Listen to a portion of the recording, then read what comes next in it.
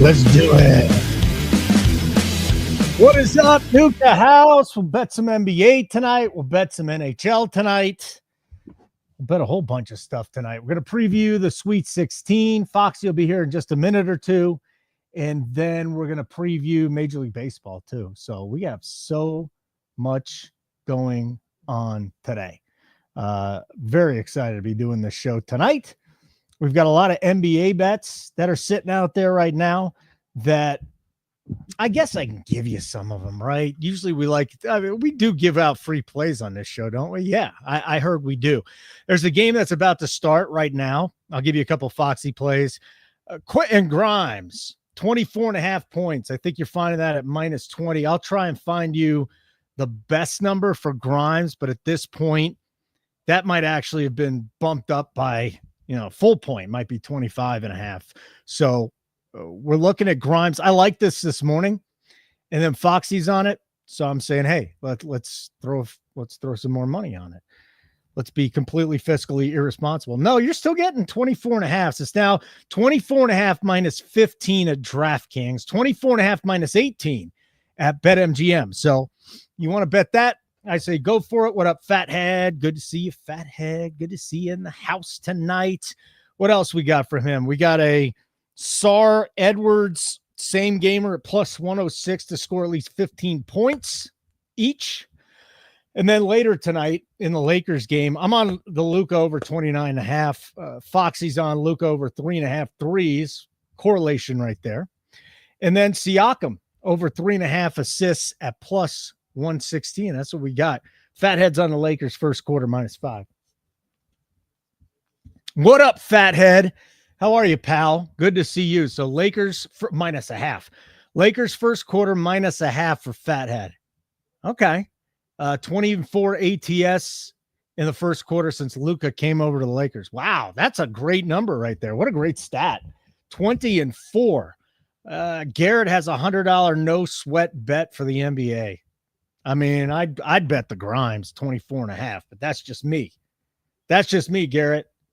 So my plays are recreational purposes. That being said, Foxy, his plays are for tailing purposes, and he's on 24.5 as well. Let me go see a couple other bets. I'm on. Oh, Halliburton, but that's dead because I had Halliburton over 9.5 assists. Yeah, that's done now. There's no way. He's been going bananas distributing the ball. So Luka over. We've got I got an interesting one here. I got Luka over, and then I threw him with Durant to get 20 points, and I ended up at plus 125 there. Grimes points and assists over 30.5. There's another bet I'm on, and then we'll go over to FanDuel. I just threw some of Foxy's plays together. Sar, Grimes, and Edwards all together in a same game parlay. Sar to get 15, Edwards to get 15, Grimes to get 25 at plus 336. I got Halliburton 10 assists, Luka to get 20 points, and that's minus 119. So that's what I'm on. Hopefully we have a big night tonight, and Foxy stops by. Harry, what is up? Harry is on Scotty Bonds, double-double, 4-1, Sar over 1.5 blocks. That's a guy that we have really been on lately. And, Fox has been killing that bet. We just keep going after Sar. I probably bet it 7 or 8 times, and it's only lost once, and that was on the show. What up, Foxy? How are you, pal? What's up? Doing fine. We just had a little power outage. So, yep. Yeah, a power outage? It's sunny and 70 here. There's no power outages in our future. It's perfect in Colorado. Perfect, I say. I could actually use like 60 and sunny here is perfect. I'll take 70 and sunny. What's going on? The streaming doesn't like when my rig is on and my son's rig is on. So, okay. Well, so if he turns on the external heater when all those things are on, it flips the power. Yeah. Hey, so just talking with all due respect to your son's heater, I do want to talk. Is he on an actual betting heater? Because that would be awesome. Is he on a heater? No, he's on. He plays. He's a gamer. So okay. Well, we got a lot to talk about tonight. We got NBA. Yep. I like Luke over 29.5. You like his over 3.5 threes. So we got some correlation there. I hit Halliburton over 9.5 assists very early this morning. That number's gone. But you watch so much NBA. This dude is just racking up assists, like 10 a night. It's amazing.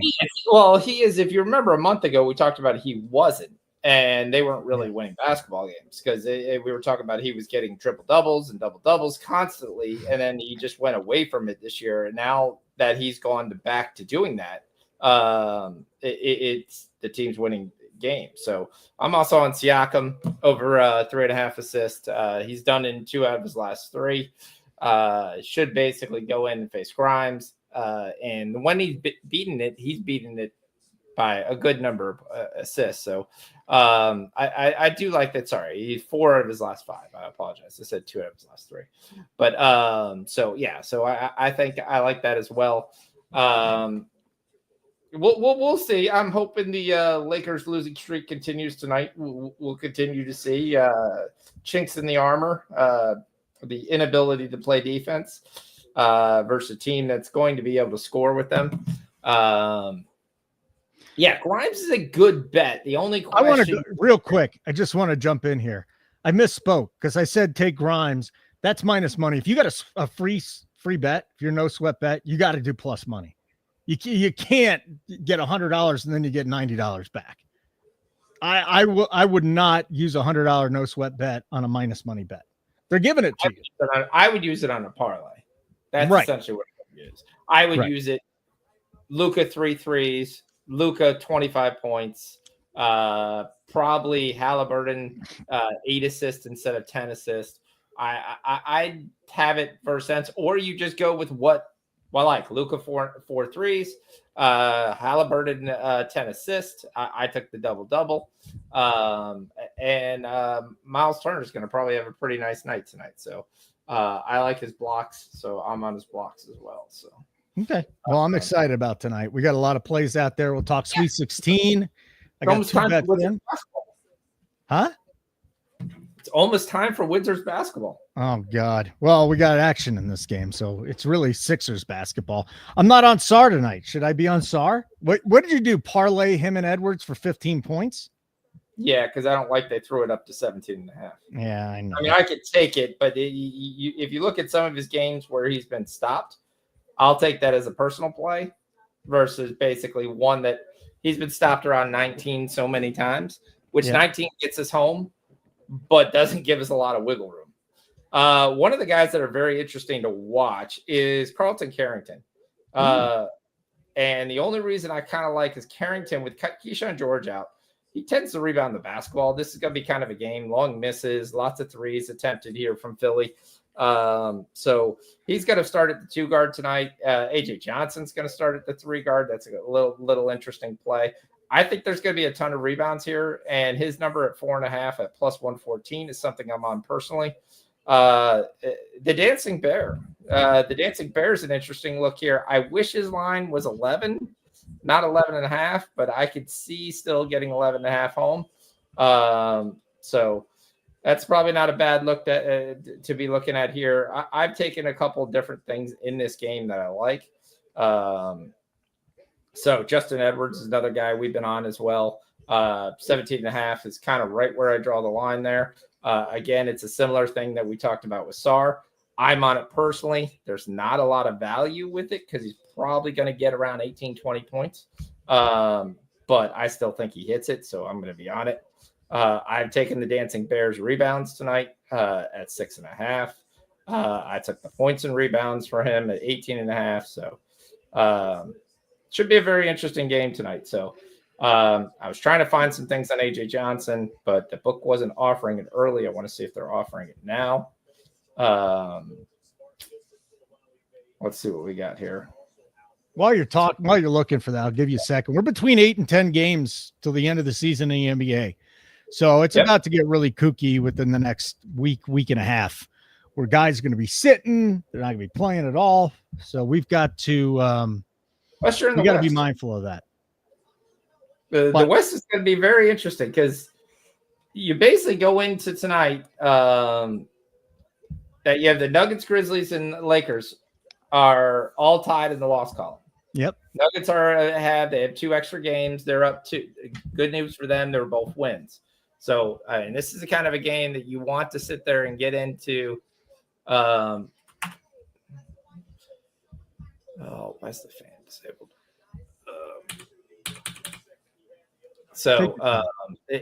I'm sorry. I'm just dealing with a computer issue from the fallout here. Different computer. I have two that's up. So it's going to be kind of interesting to see what those teams do. Grizzlies got one more win than the Lakers. This game is vastly important. They lose this game, they start to creep into close to the Warriors game. That only basically means a 2-game back from the Warriors to 6th place. I don't think they fall into the play-in because they'd have to drop 3 games in 11? Yeah. So, yeah, 3 games in 11. I don't know. But I think the chunk is basically starting to be in their armor. And what is that chunk, if you want to say? That chunk is very simple. When you could score with the starters, and if you're a team that can score with the starters, as soon as the backups come in, you just run them. You run them. And they can't scheme to soar. So if you've been watching the games, like you watch, Luka scored 30. Luka gave up 35 on the other side, but no one ever talks about the other. I heard you just hate Luka. Don't you say you don't hate Luka. You put in the chat, if you're a subscriber, he puts push off King Luka for points. Okay, now he's talking about how bad his defense is. And then he has the nerve to come on the show and say he doesn't hate Luka. It's not a question there. I just think there's 2 sides of the basketball. So many people only see one side at all. And so many guys get so much credit how great a player they are, and they play terrible on the other side. Like a guy who scores 38 points should never have a -9 in the game. You just shouldn't happen. If you scored 38 points when you're on the floor, that's about the third of your team's points, maybe a quarter at worst. You should not be -9. And the only reason that's happened is you're the guy you're guarding, or other guys who are on the floor, or when you're on the floor, are scoring at will. And that's kind of what's been happening the last couple of games. So I have all the respect for Luka as a shooter. Great shooter.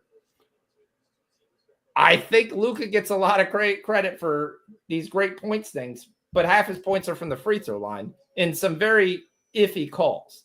And if someone can just, if the game is called correctly, you don't even get into this. Well, Fathead knows you hate Luka and you hate the Warriors. Those are the 2 things you hate the most. So sorry to hear it. And losing bets. Those are the 3 things that Fox hates the most. Luka, Warriors, then bets. They say that, but I will gladly lose a bet to watch the Lakers lose. I don't have any issue with that at all. Yeah, me neither. I'm done. I'm done with the Lakers. Probably are going to get going, within the next couple of years, just because they have Luka. But we'll see if LeBron will come back for another year. He'll probably be really good again, and then we'll see if he wants to play after that. But Oklahoma City has wrapped up the West. They're 60-12. They're 60-12, dude. There goes Alex Sarr for 3. That's right. What we love. Score in the first 3 minutes. I forgot to post it, but that's okay. Jason says, show us on the doll where Luka touched you. Oh, God. Jesus. That's great. That's so fucked up. It's so great. Well, I got to tell you, you were telling me the White Lotus episode was great. Oh, my God, dude. What is going on in that show?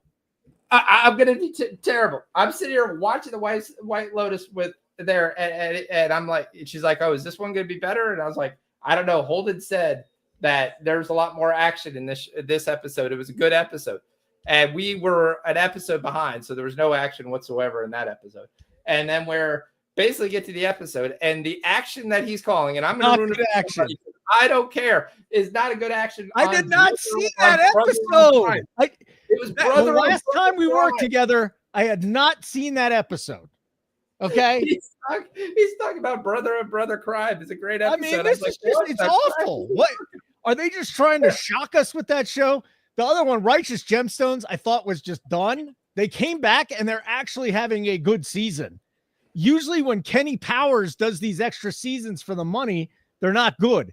The last 2 episodes of Righteous Gemstones has been great too. Great.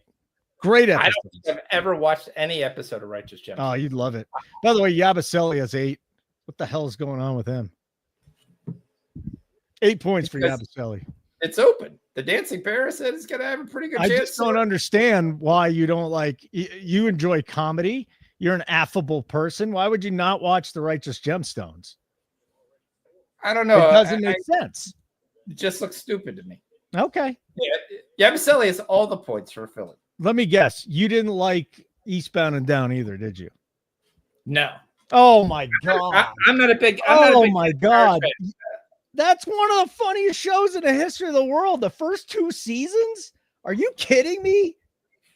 You're the first person I met that didn't like Eastbound and Down. Seriously. I'll be honest, I probably haven't seen one full episode. I just think sometimes it just looks really stupid. You would love it. Yeah, it's really stupid. It's funny. Usually funny is stupid. Did you like Dumb and Dumber? I like Dumb and Dumber, but I don't all right, good. Then you're fine. I know everybody loves Step Brothers, but I think Step Brothers is one of the greatest movies of all time. See, I don't understand. I don't understand. This is just weird, man. This is really weird. All right. So let's actually do what we were supposed to do here. Oh, the basketball thing? Okay, yeah. Let's do some basketball. We got nothing from Grimes in the first 4 minutes. Hopefully that'll turn around. We got 3 from Sarr. And Edwards has done nothing either. So we're just early, though. We're not worried about it. Everything's going to be fine. Hold your horses. So the 3 games that are starting up here, 3 games starting up within the next 20 minutes, Clippers and the Knicks, Lakers at the Pacers. We already talked about Luka, and Toronto at Brooklyn. So I give the floor to you, even though I'm still sick to my stomach that you don't like Eastbound and Down. All right. So I like Arliss. I like the Entourage. I mean, those are all good shows. Entourage sucked after 3 seasons. I still liked it. It was good. I watched it all the way to the end. Of course you did. Of course it did. All right. I'm taking the Nets -2.5. And I'm going to tell you why. Okay. It seems to be when Isaiah Quickly does not start, the end of the game is FUBA. Whoa. And what I mean by that is the main starters don't play. RJ Barrett's not going to close the game. Scotty Barnes is not going to close the game. It's going to be the backups that are in closing the game out. And I'll take my odds with the Nets basically here. Yes, we're going to lose Cam Johnson tonight. We're going to lose Day'Ron Sharpe. But we're going to go back to some bets that we've liked before in the past. I mean, this is kind of one of the issues that you kind of look at and see. Like RJ Barrett, for whatever reason, he should be in the 20-point guard. But they started to realize they started to put him 17.5 because he's not playing much in the fourth quarter. He just isn't. He's not closing the games out. Barnes isn't closing the games out. If Isaiah Quickly doesn't play that game, they're not trying to really win the game. I mean, they'll come in there and say, your ending the game is going to be Jamal Shedd, Jacoby Walter, Orlando Robinson. Maybe those guys are good enough to win. Who knows? But I'll take my chances with the Nets here. I like the -2.5. We're gonna ride Zaire Williams tonight. Over 12.5 points for a unit. You need to add that in the chart. I put the Nets in there too. Zaire Williams over what? 12.5 points. Okay. Yep. Let me find you the best juice on that. Zaire 12.5 -104 FanDuel. Yep. We're also going to ride, see if I'm 100% wrong. I'm going to take Scotty Barnes here at 4.5 assists at -122. Scotty Barnes over 4.5 assists. Yep. The lowest number he's had all year. Makes you wonder why. Why? Don't know. He's hit this number in 5 out of his last 6 games. Something fishy about that, man. I don't like the fishiness. The fishiness means it's probably what I said. He's probably not playing the fourth quarter. It is probably what's going to happen. And I don't have an issue with that because he could get 4.5 assists in the first 3 The games. Nets have been allowing the 9th most assists to power forwards, and they have the 6th highest assist percentage. They are. And he's beat this number several times. Yeah. And you don't have Quickly playing point guard. You have Jamal Shed playing point guard.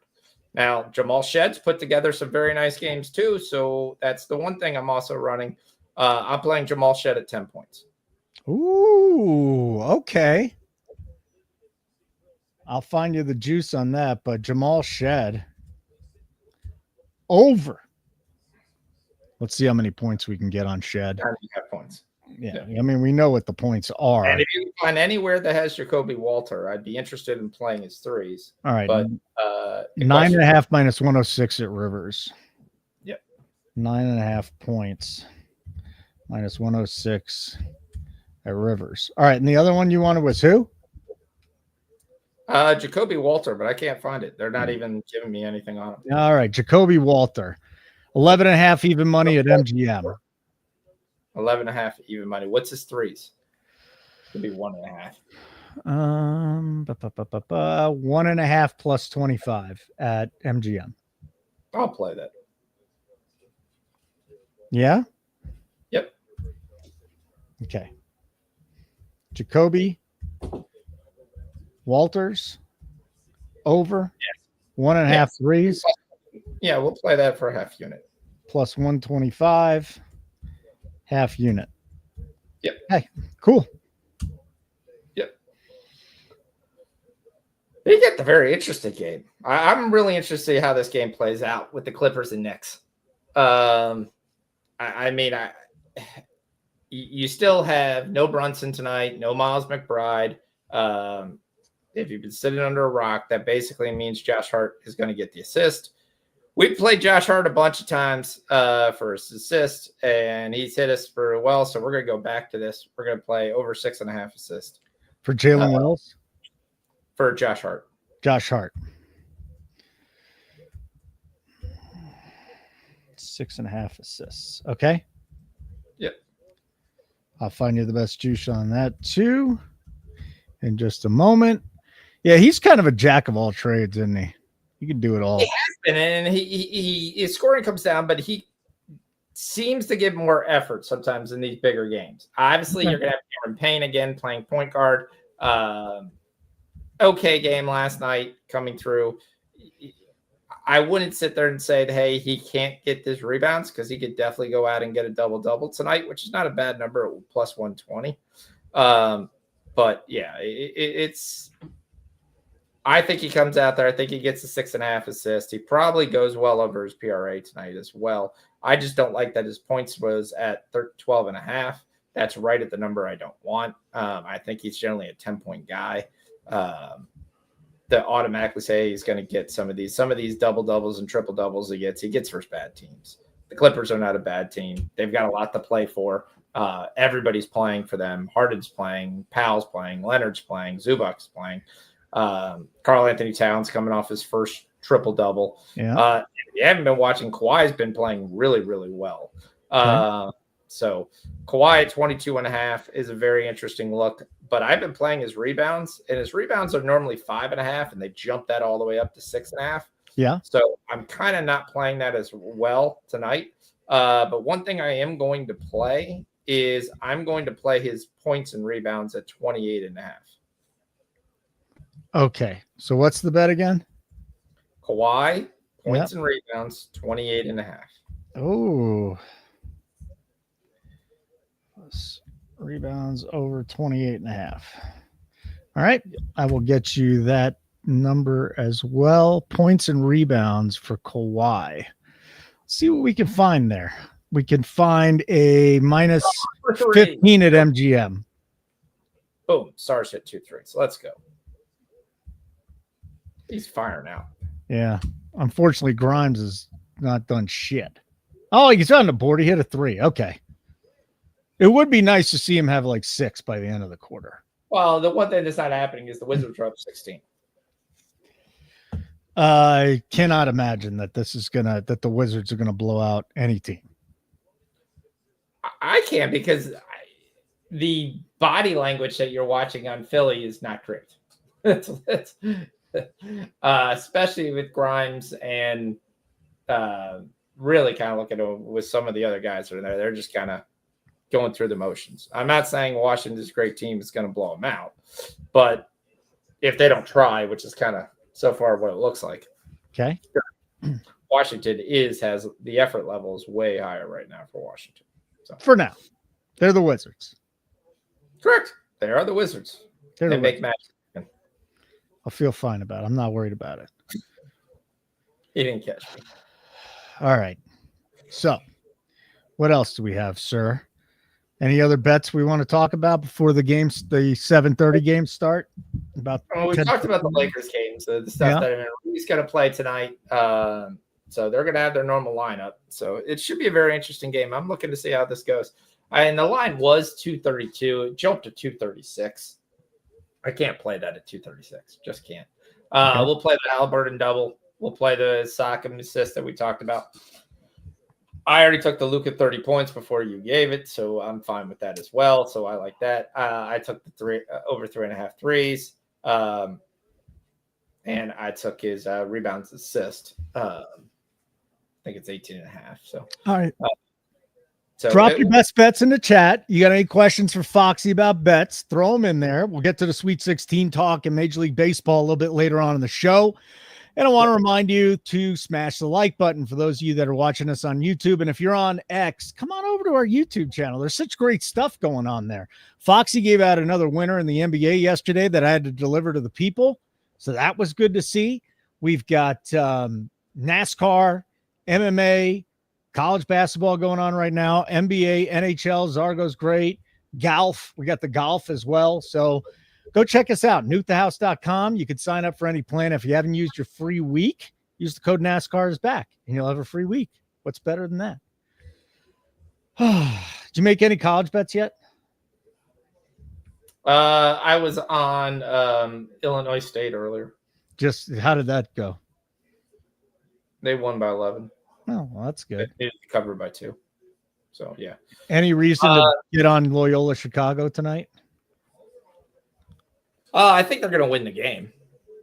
It's close right now, so I'm trying to see if Kent State can pull this off at the halftime, and then I'll jump on Loyola Chicago because I do like Loyola Chicago. We were on them before, and Bradley let us down to kill our parlay. Mm-hmm. But I like UC Irvine later tonight as well. So that's probably going to be one I continue to ride. They seem to really care about winning, so we'll keep riding. Hey, Wizards have not a lot of teams have cared about winning. So, I mean, it's something you do have to take into account because some of these teams Justin Edwards is up to 5 points. Grimes has 3. Sarr has 11. Sarr has 11. It's 33-20 Wizards over the Sixers. Sarr has 11 already. Well, good. He's hitting his 3 really nice. And anytime Harry Doherty went with Sarr over 1.5 blocks and a double-double for Scotty Barnes.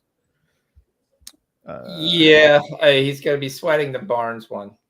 I just feel you're going to have a minutes reduction. So that's just going to be the question. Grimes got to get going. I understand taking it. I mean, there's a lot of bets that you could just take, so I don't have an issue with that. Grimes got to start getting it done for us, man. That's all I can say. I'm not seeing what I want to see out of him. No, he's standing in the corner and waiting for them to pass. Young guys who all want to try to score and shoot aren't going to get him the ball. There's 4 guys on SAR right now. I mean, that should be a clear offensive 3 seconds, but the NBA never calls that. I mean, he lost the ball. He's fumbling the ball in the paint. They allowed him to have it there. Yeah, that's not a basket. All right, so we got everything in for the games that are about to start. Milwaukee, Denver, Jokic and Porter are going through warm-ups, and they might play tonight, just so you know. So Jokic could be returning. Well, they need to. We talked. Everything's close. It's going to be a major difference of where you want to stay. Awful lately. Defense, well, obviously because of no Jokic, but defense, they just don't play any defense, man. I mean, if you took a team and you said the defense plays like this player, that's Luka Doncic's defense with the Wizards. And you're right, they haven't been playing. Our offensive rebound. Oh, that's gonna be a goal 10. That'll be his 13th point. Let's go. Star. Yep. Yeah. All right. That's good. 13 points in the first quarter. The only star I had, I threw him in the parlay though. But I was a dum-dum. Instead of just going Edwards and Sarr, I threw Grimes in there too. See if we can get 2 more points out of Grimes in the first quarter. We can do that. We're going to be okay. I need a few more, but that's a disgusting game, and it's unfortunate. It's the game that we're talking about. But the Lakers Pacers is going to be a fun one. Again, we're all over Luka tonight. I don't have anything else in that game though. Nothing else but Luka points. I probably should hit his 3. I should hit. You should hit his 3. You should hit his first quarter. He's such a ball hog in the first quarter, and his first half numbers are so much better than his. You didn't throw the first quarter in there. I'm a little nervous. It wasn't there. It's there. It's there now. It's 9.5. It's pretty. It's under popular, right, on FanDuel? No, it's under quarters. Points. Quarters. It's in a bunch of different places. Player points. First quarter. Let's go look up Luka. It's 9.5. Oof.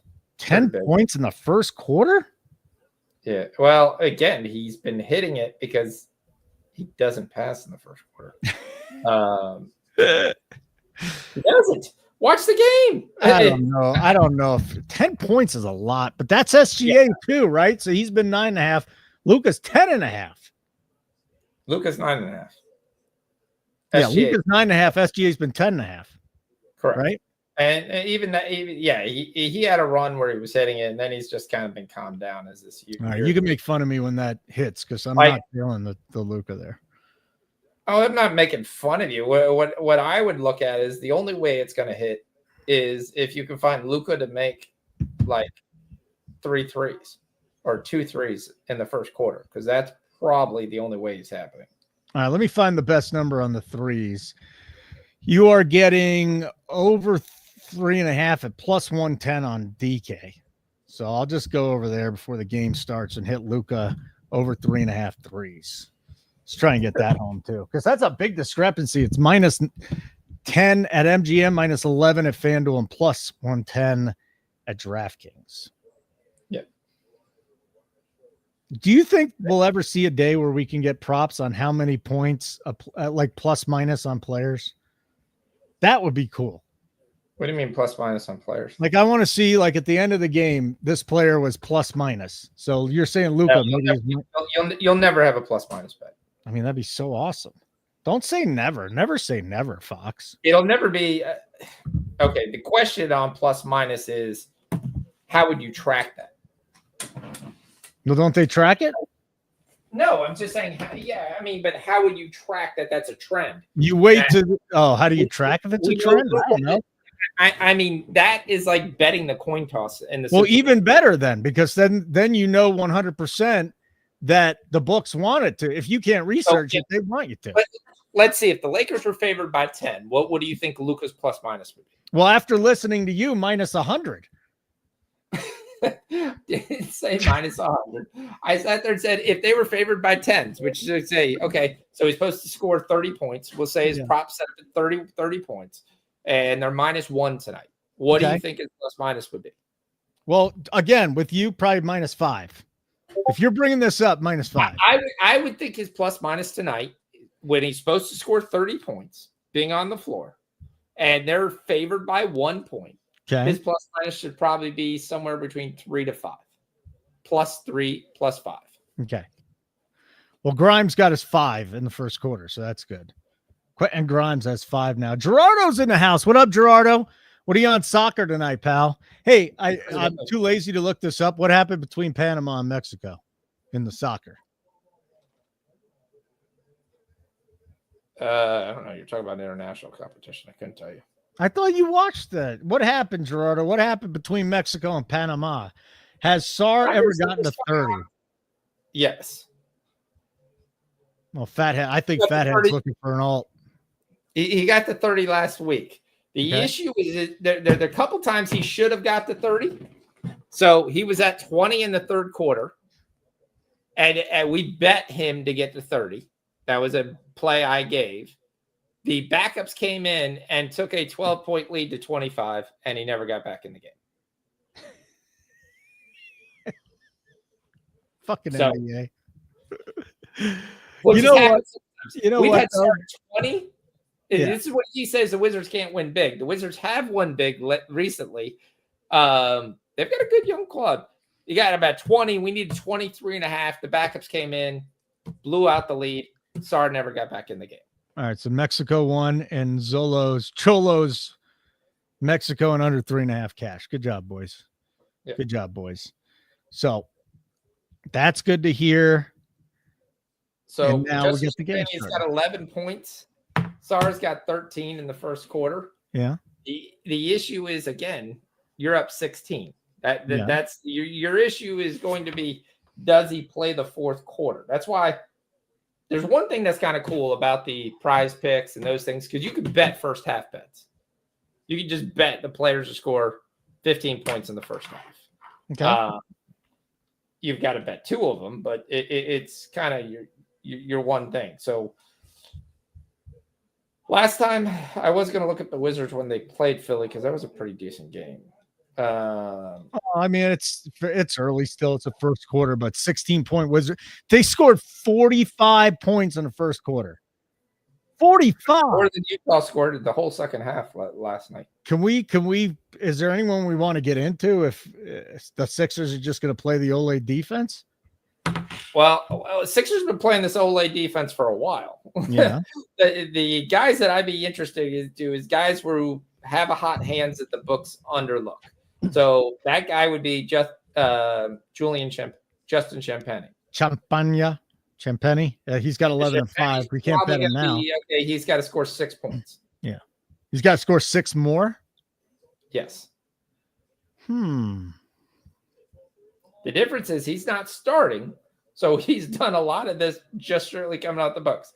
Yeah, Baselli's got 12. It's an interesting move. Carrington's got 6, but they've made him 15.5. So Edwards is still at 17.5, and he only has 5. Grimes is 20.5, and he's got 5. But again, the score is the one question you're looking at. Sar's got 23.5. I've already played the 20, the 21, and the 23 personally, because I'm a big fan of Sar, and I still think yes. Yeah, you are right. The Wizards could go on at things, but you need Philly to keep this close, and that's going to be the question right now with some of the guys they're playing. So, where's Mel? Gonna ask if you like. I think she's on a date tonight. Mel's on a date. I think Mel's on a date. Yeah, I think she took the night off, and she's going out and partying tonight. So, too bad Mel's not here. What up, fellas? Says Clunan, my guy. NBA's getting nutty. DFS has been quite the chore. Yeah, I'm just not doing DFS. Yeah, NBA's definitely been nutty. Ever since I came here, my DFS is just not as much. Betting's just more fun to me. I get it. DFS is fun. I like it during the NFL season, but I would say even when I was over to Run Pure, I was better than I was DFS. But the good part about that was I did so many NBA shows, I figured out who to talk about and what was going on in the NBA. So that helped out a lot, but I'm a much, much more betting than DFS, even in the National Football League, even in the NFL. And that's a tough sport. NBA, though, if you could stay awake and watch all the games, then you're going to have a massive edge in DFS in the NBA. Massive edge. Let me see if Zarg's that baby might have come out, by the way. Well, we talked last week, and it wasn't like as bad as you were saying. So the baby, you said the crown was not out. She was not crowning. No. Well, I agree to disagree. Yeah. So just saying. Colorado is hiring Ali Farouk-Manesh as their next head coach. Could they just hurt me more as a Kansas alum? Just hire one of the guys that completely assassinated our team in the NCAA tournament. A great team with the Morris brothers. Oh, hurt my feelings there. All right. Grimes is out. Yabusele has 13. And guess what? The Sixers cut it to 7.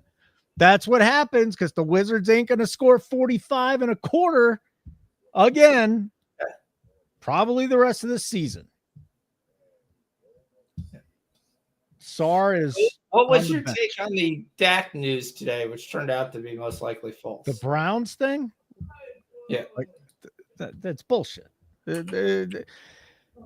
Jerry Jones loves Dak Prescott. If Jerry Jones loves you, you're not going anywhere. Go look at Ezekiel Elliott, how long he stayed on after he was completely washed. At least 2 years, probably 3, right?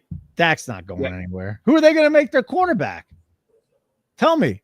Are they trading up with the Browns to get a second-rate quarterback? No. They're going to draft Jackson Dart in the second round. Well, then, again, go and draft him and let me know. Now, that would free up a ton of space, though, in the cap, right? Like, you trade a guy. No, because you'd be adding because you still have his dead money for all the signing. Yeah. Okay. Then that's tough, man. That's tough. It's tough to trade him. If you're the Browns, I guess you can go after him, but is Dak Prescott going to win your Super Bowl? No. I actually like Dak. He's played really well when given the opportunity. What up, gnarly? The question you have to wonder, how much is Dak and how much is CeeDee Lamb? So I mean, I still don't think it's away, but I've already placed my bets of what I fully believe is going to happen in the first 3. And I'm still waiting for the books to open up the next ones because I am ready to go. I am going to be locked. I gave out a couple plays. I thoroughly believe Travis Hunter will be number 2 to the Browns. I bet it will be the pick. I'm really interested to see what the Giants do. I mean, they picked up 2 quarterbacks. So looks like Russell Wilson is going to be the starter for the Giants. Can I tell you what happened today with the Giants team total too? So it opened at 3.5, and I go in the Discord. I'm like, guys, do you know how easy it is to back into 4 wins in the NFL? Right? Yes. And they're like, no, they're never gonna get it. I check an hour later, and it's up to 4.5. It was a bad line. Yeah, is a 3.5 wins in the NFL is a bad. I don't give a shit how bad you are. 3.5 wins is way too low. Yeah, and if you really think they're not going to get there, now you can bet the under. It just moved really quickly over to ESPN. Really quickly.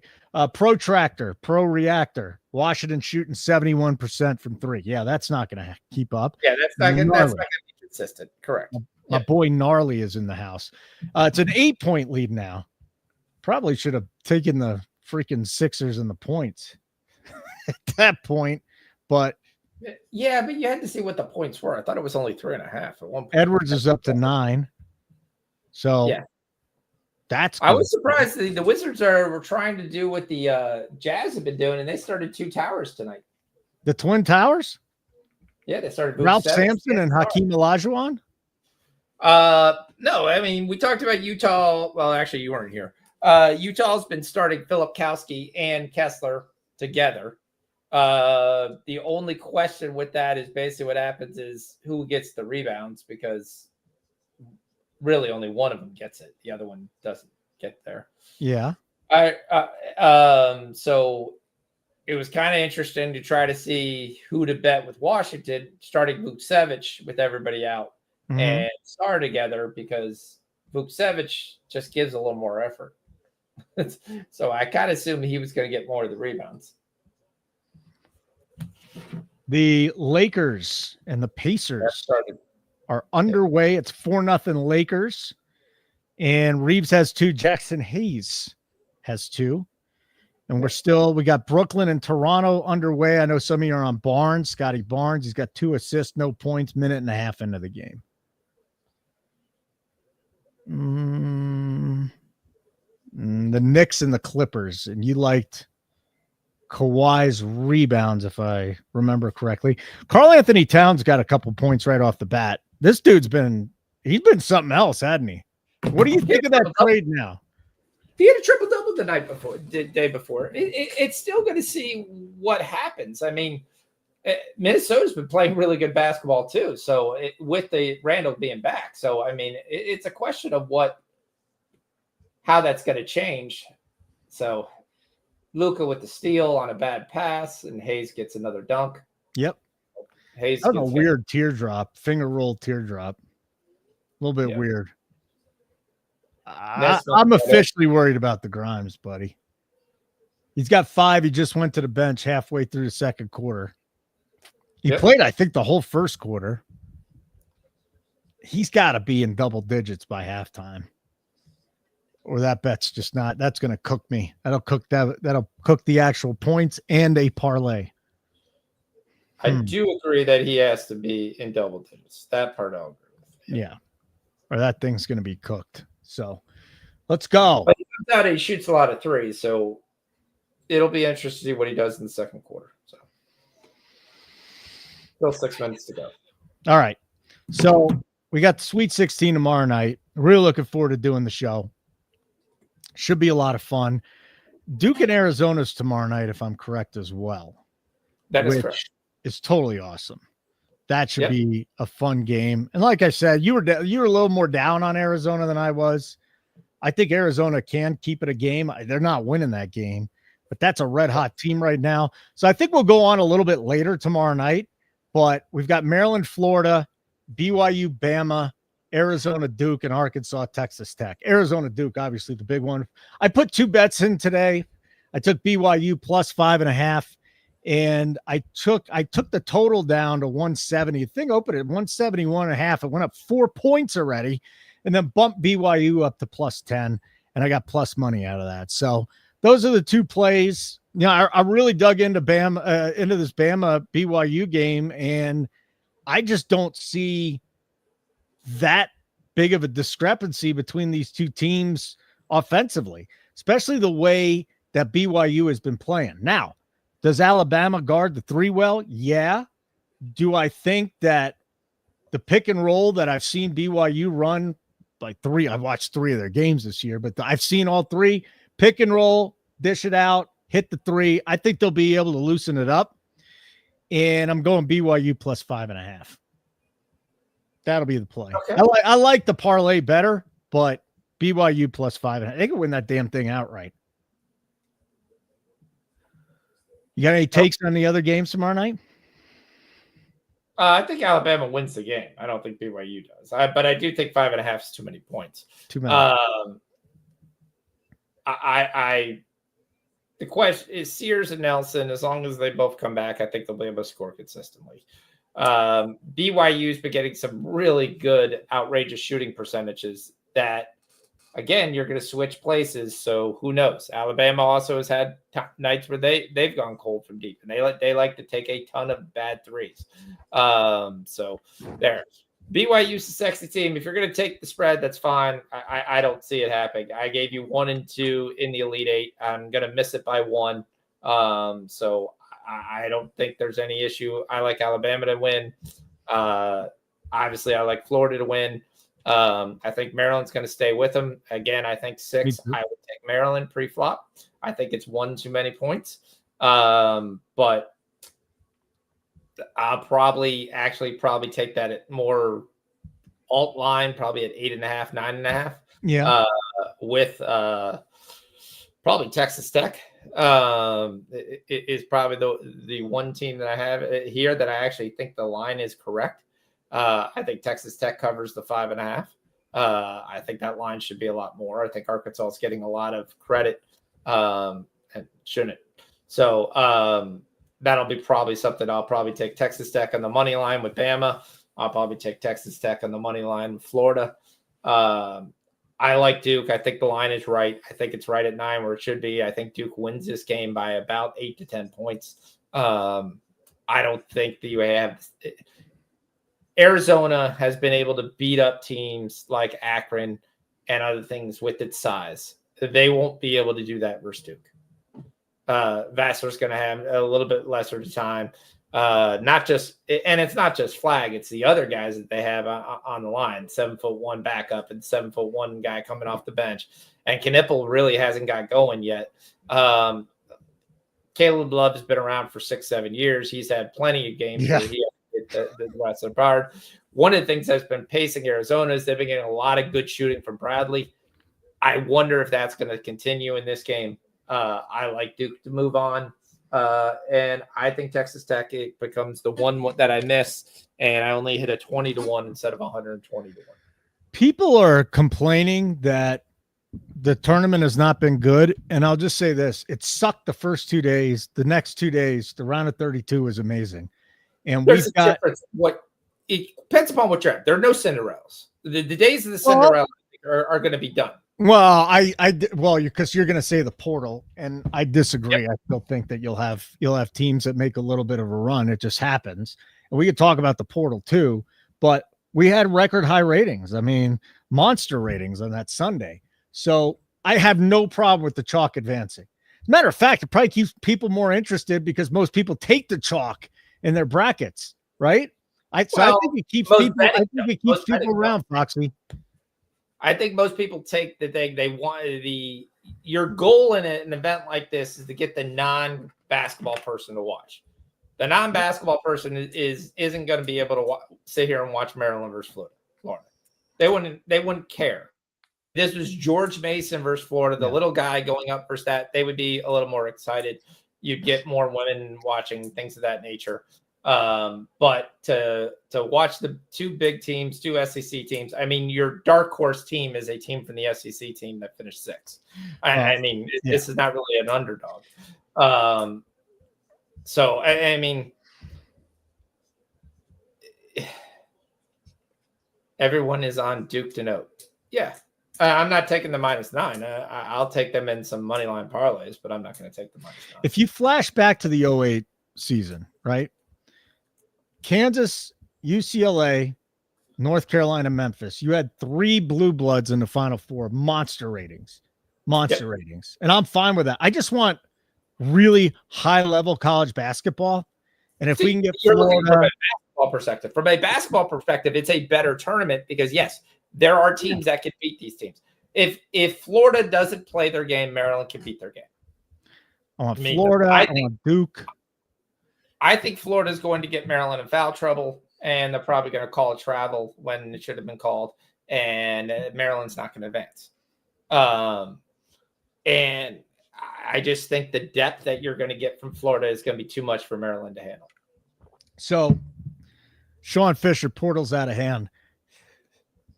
Portal's so far out of hand. I like the portal. Can you guess how many guys from Iowa that are in the portal? Probably 8. How many? Seriously, 5? There are 7 guys from Iowa. 7? Okay. Now, granted, he's probably going to bring over 5 guys from Drake. Yeah. But it's a bunch of 4-stars and a bunch of other guys. Yes, Drake had a very good year, but and Bennett Sturts deserves to try to play in better competition. He's probably going to play well. Now, the other guys are probably going to struggle because they're not as good as Bennett Sturts. His other recruits coming in from Miami. So I'm not really sure that's an added advantage. It was Miami's one of the guys they looked at. Miami's running out of guys. I will flat out tell you for the portal. But you look at all the teams, as soon as they get done, the next day, guys are in the portal. Like, I haven't even checked the portal lately to see if RJ went in the portal for the kid from St. Izzo was pissed. Izzo was pissed. And I'm going to tell you, listen, this year in the portal, KU was horrible. I mean, just a bunch of guys that didn't get along, that didn't play well. It was garbage, and it takes a special coach to get, and even the best coaches can't do this, to get, 4 or 5 guys off the portal, put them on a team and just have them magically be good. Like, you still need to develop your homegrown guys. You have to do it. But the portal now is just like, no one's staying. No. It's literally like free agency in, I don't even pick a sport, baseball, where, sometimes half a team leaves. The problem is, how do you develop a team? It is your big question. Like, you would sit there and say, okay, well, I think we're going to be really good at year 2 or 3. There, guys roll out, and some go for more money because somebody pays them.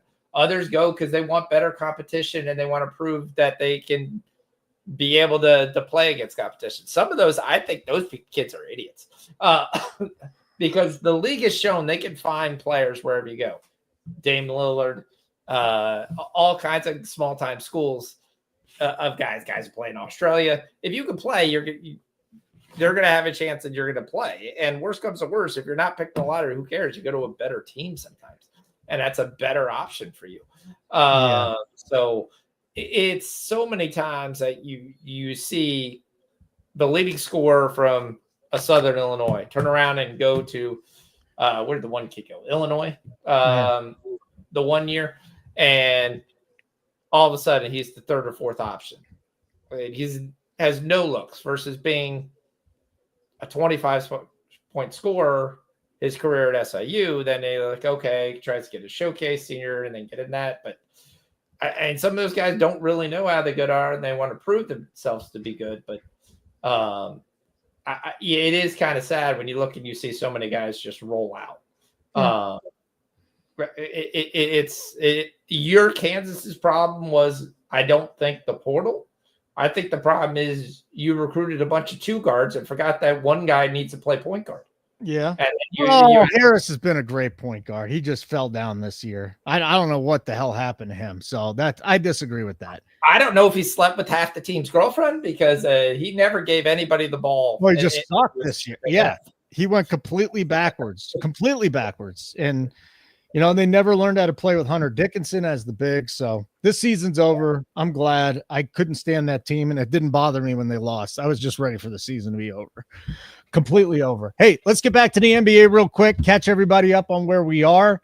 Grimes just hit a step back three, and he hit a bucket right before the buzzer. We got 12. We're live with Grimes. Edwards, you got it 15. He's got 11. And let's see here. SAR's got 15. Yep, Champagne's got 16. You nailed this game. So especially if we get the Grimes home. You nailed this game. Yeah, Baselli, we already cashed 12.5. So if you took that with me, that's already gone through. So Luka had 6 in the first quarter, by the way. Yep. Well, it's 22-24. I mean, Luka's only taken 4 shots. He's only taken 2 threes. He's made 2 of them. He's -2. That's the only shot he takes. Yeah, well, they're probably somebody yelled at him, but there's still 4 minutes left, though. You think someone yelled at him? Come on. No, he's still going to take a ton of shots. You acted like the first quarter's done. There's still you like minutes. LeBron? No, it's not done at all. There's a lot of time left. You think LeBron tells him what to do, or Luka's just like, fuck you, I'm Luka? Well, my problem with Luka's always has been his attitude. I don't think he really cares about the regular season. I don't think he cares about winning.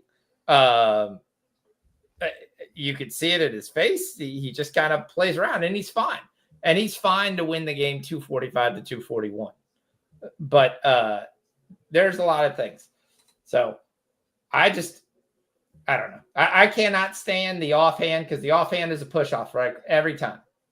It's 2 threes. Yeah, he's a tremendous shooter.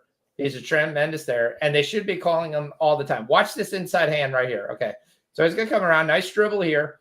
Doesn't need to. The hand is completely extended. He pushed it off and completely extended. You saw the hand, and he got the foul. The foul should have been on Luka. Yeah, but it wasn't, because he's Luka. He knows what he's doing. He knows what he's doing.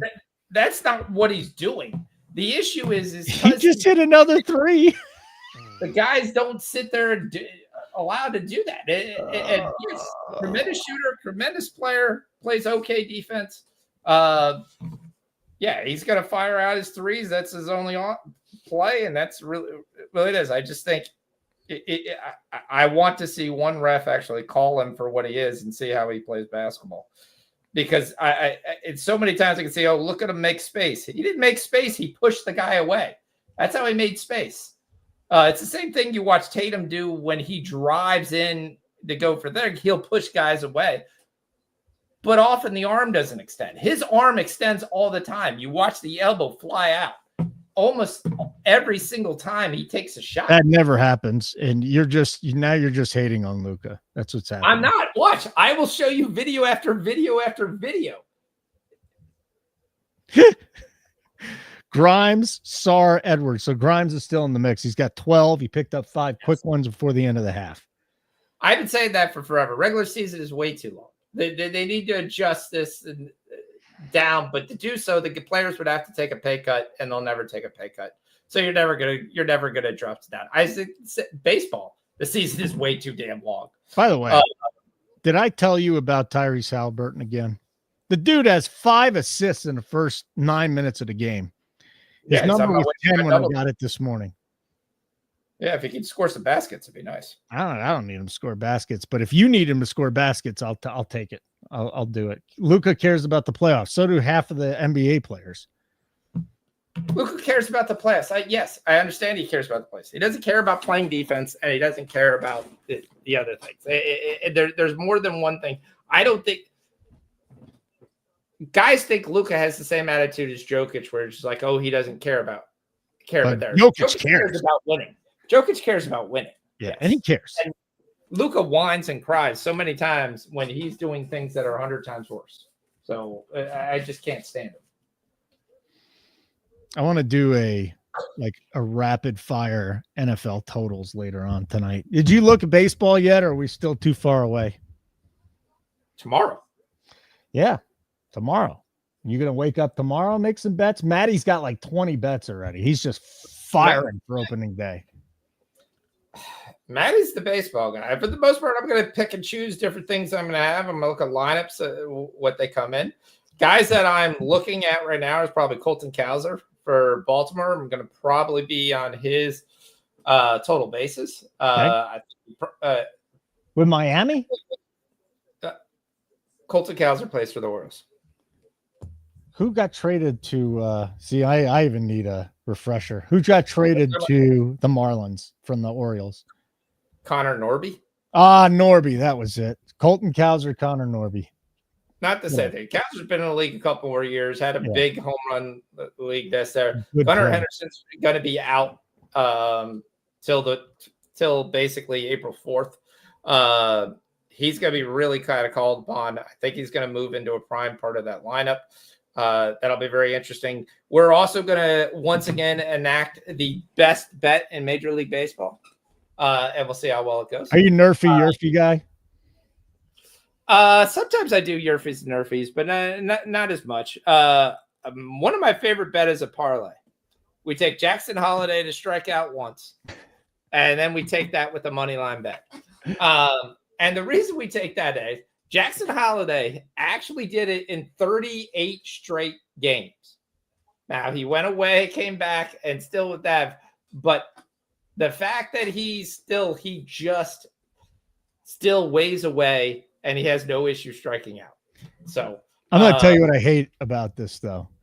I freaking hate Major League Baseball money lines, and I'm parlaying stuff just to get the odds up, just because so many times the shitty team just comes out with a win. I mean, it drives me nuts. I've been it happens more than enough. Yeah, I mean, 62 times of the year, every team's going to win the game. As one person explained to me, Major League Baseball is basically this: every team's going to win 60, every team's going to lose 60, and it's what you do between the other 60 determines whether your team's any good. Yeah. So it's unlike any other sport where a third of the games are automatically going to be won by there. You don't see basketball right now running around with 82 games that teams are going to win 25-27. Correct. You do have some bad teams. It's going to happen. So look who's here. Look who's here. Durant and Mountcastle under 1.5 hits each. Even money. That's Maddie, our lead MLB capper. Nuke the House up over 35 units last year. He's going to join us on the show for a little bit tomorrow night. And then next Tuesday, he and I start the Major League Baseball show. I think Mountcastle has a pretty good year. So I think a lot of people have closed the book on him, and I'm not sure it's the right move. I don't know if that's him closing the book on him. I think that's him. Hey, he's not going to have two hits. In general, a lot of people are down on him, but I still think he hits 20-plus home runs in this lineup. I think the one question that you were looking at was, does Sal Basallo come and take his job? Basallo's going to start on the injured reserve for a month. So that's not there. So Mountcastle's going to be really counted on. And this lineup is still going to be very potent. So Jose Barrios is not there. Is their biggest issue, the Orioles, which a lot of people are going to bet on, is they cannot, their pitching is going to be piss poor in these starters. Their relievers could be once again absolutely dominant, more dominant than they were 2 years ago, where they really didn't give up a run until the last month of the season. But you're going to have Batista back. You're still having Cano back. You're going to add Dominguez that came over from Philly. It's going to be a much better back end of the bullpen from the Orioles. Is going to be pretty good. The question is going to be, did the starters in the first 5 innings give them a chance to win? That's going to be the biggest question. So first 5 overs is going to be really something to kind of look for in that game. Like the other guy. April's always tough because the offenses are just not there. It's cold weather. It's nasty. Yep. It's not warm yet. And every year we talk about the same thing. Oh, where'd the offense go? Where'd the offense go? Blah, blah, blah. And then by June, it's back. It's more the ball doesn't fly. So it's a question of what the offense. I know. That's why. If you have a team that can actually get consistent contact, which is rare and hard to find in Major League Baseball these days, but it's going to be good. Like a Braves. Braves are still going to be able to score, even though when they're not going to hit home runs. And one of the bets I'm going to make for opening day is I'm going to make Drake Baldwin over 0.5 hits. Ooh, because that's the for the Braves.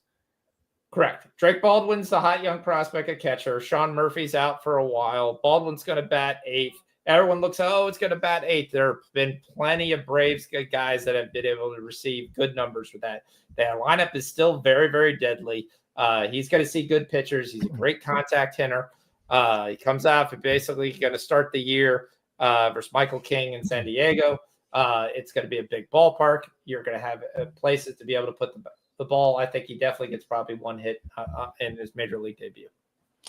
So just to get back to basketball real quick, I want to update everybody on what's going on. Before we do that, smash the like button. We'd appreciate that. If you haven't checked us out for a week for free, we give away 1 free week. If you haven't used it, go to nukethehouse.com. Use the code up there. NASCAR is back. 1 word. NASCAR is back. All 1 word. Okay? Do that.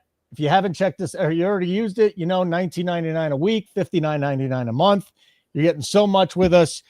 Real-time, in-game betting notifications. That's what we're known for. Every time Foxy puts a bet in, pops up on your phone. Keg, Coop, Zargo, Maddie, all the boys. They place a bet. It pops up in right to your phone, and you can place the bet. So that's what we do here at Nuke the House. Lakers, I'm glad I didn't bet the Doncic over in the first. He has 3 for 3 from 3. We needed that, but he's only got 9, so he didn't hit the 11 that he needed. And right now it's 33-28 Pacers on top of the Lakers, and Rui's got 5. Jackson Hayes has 6. On the other side, Siakam 4-1, and we're waiting on that first assist. We got a ton of time left in that game. Raptors and Nets. Toronto 30, Nets 18. What a debacle. What a debacle these Nets are. It's a 12-point game. I know. That's just Orlando Robinson, your biggest scorer. He's got 10. Barnes is off to a nice score. He's got 4, 4, and 2. So pretty good for 4, 4, and 3 now for our assist bet. So we'll see what the minutes are. RJ is not really doing anything out there. He's just kind of running around doing wind sprints. He's put up 3 shots in the first quarter. The Nets have trouble right now trying to find a scorer. Zaire's got 2. Nobody else is coming off the bench and scoring well. It'll be interesting to see how this game goes. But again, I'm waiting to see how the Mets. Loyola goes into halftime up 4 versus Kent State. So unfortunately, I can't get what I want there. Knicks and Clippers. Knicks off to a great start. 33 points in the first quarter. Win that. Josh Hart's got 4 assists. So very nice for a 6.5 plus money. So that's looking really nice. Mikal Bridges actually has 5 assists. Towns on his way to another double-double. And we need Kawhi to get ready. Right now, Harden's leading the way with 6 points, but still a lot of time in this game. So we shall see. It's 8:10. We're still waiting on the 9 o'clock games for a lineup here. So I'm kind of surprised at and I don't want to talk there. So AD makes his debut. He comes back, and they win that game easily. I wondered what they were thinking. If they were thinking, hey, we're going to start AD and we're going to win this game, and hopefully the Bucks will beat the Suns later tonight. So if we lose tomorrow night, when we rest everybody, that it's not a big deal. Can we talk about something real quick? And Fathead, thanks for bringing this up. Jokic is active, Gordon's active, Porter's active, Brown's active. So the Nuggets, now, if Jokic is playing, I expect Jokic to do what he normally does. They are 10.5 point favorites. This thing just moved a point because all the guys are in. Why is it 10.5 over the Bucks tonight? Giannis is not playing. That'll do it. So it's Ryan Rollins, Gary Trent, Prince, Kuzma, and Lopez. Yeah. So, I mean, they're 100% punting this game. All right, let me run upstairs for a creatine pee break, and I'll be right back, friend.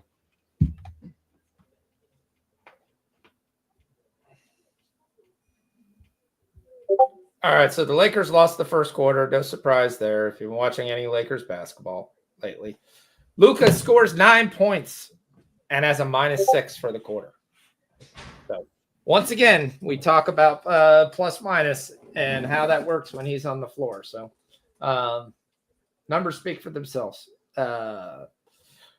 So we will look around. We've got some baseball stuff we'll talk about. We talked a little bit about the Final Four is there. We're talking about UC Irvine's going to get ready to tip off here. Same time as the Denver Nuggets. I'm waiting to see if the book will actually give me any props yet for Denver now we know who's playing. So far, nothing. Knicks are off to a really nice start. So I am surprised the Pacers are -3.5, but almost -130 on the money line. It should be a lot higher. Late game we'll talk about with the Celtics. So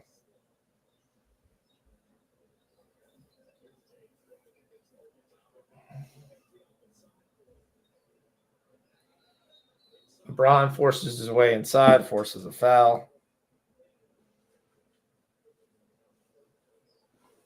I can call that on the floor? I don't think so. Nope. I gave him free throws.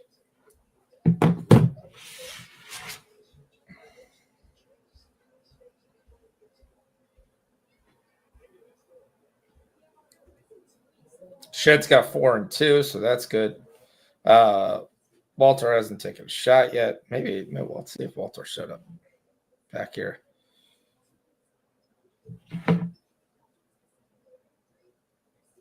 Let's see what we got live.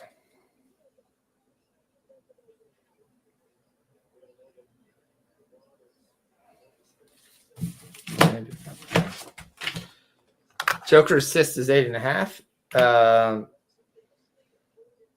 Yeah, it's a good look. Your only question, what you're worried about that game is when's it get out of hand? And a guy who's coming back playing hurt, how much, if this gets out of control, when do they just pull everybody? Does Malone have a quick hook?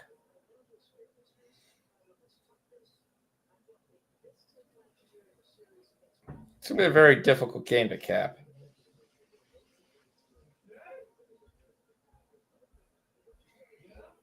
I mean, AJ Green has a number of 8.5. Porter is 13.5. Trent's got 15.5. Rollins has got 10. I mean, yes, these guys have potential to score, but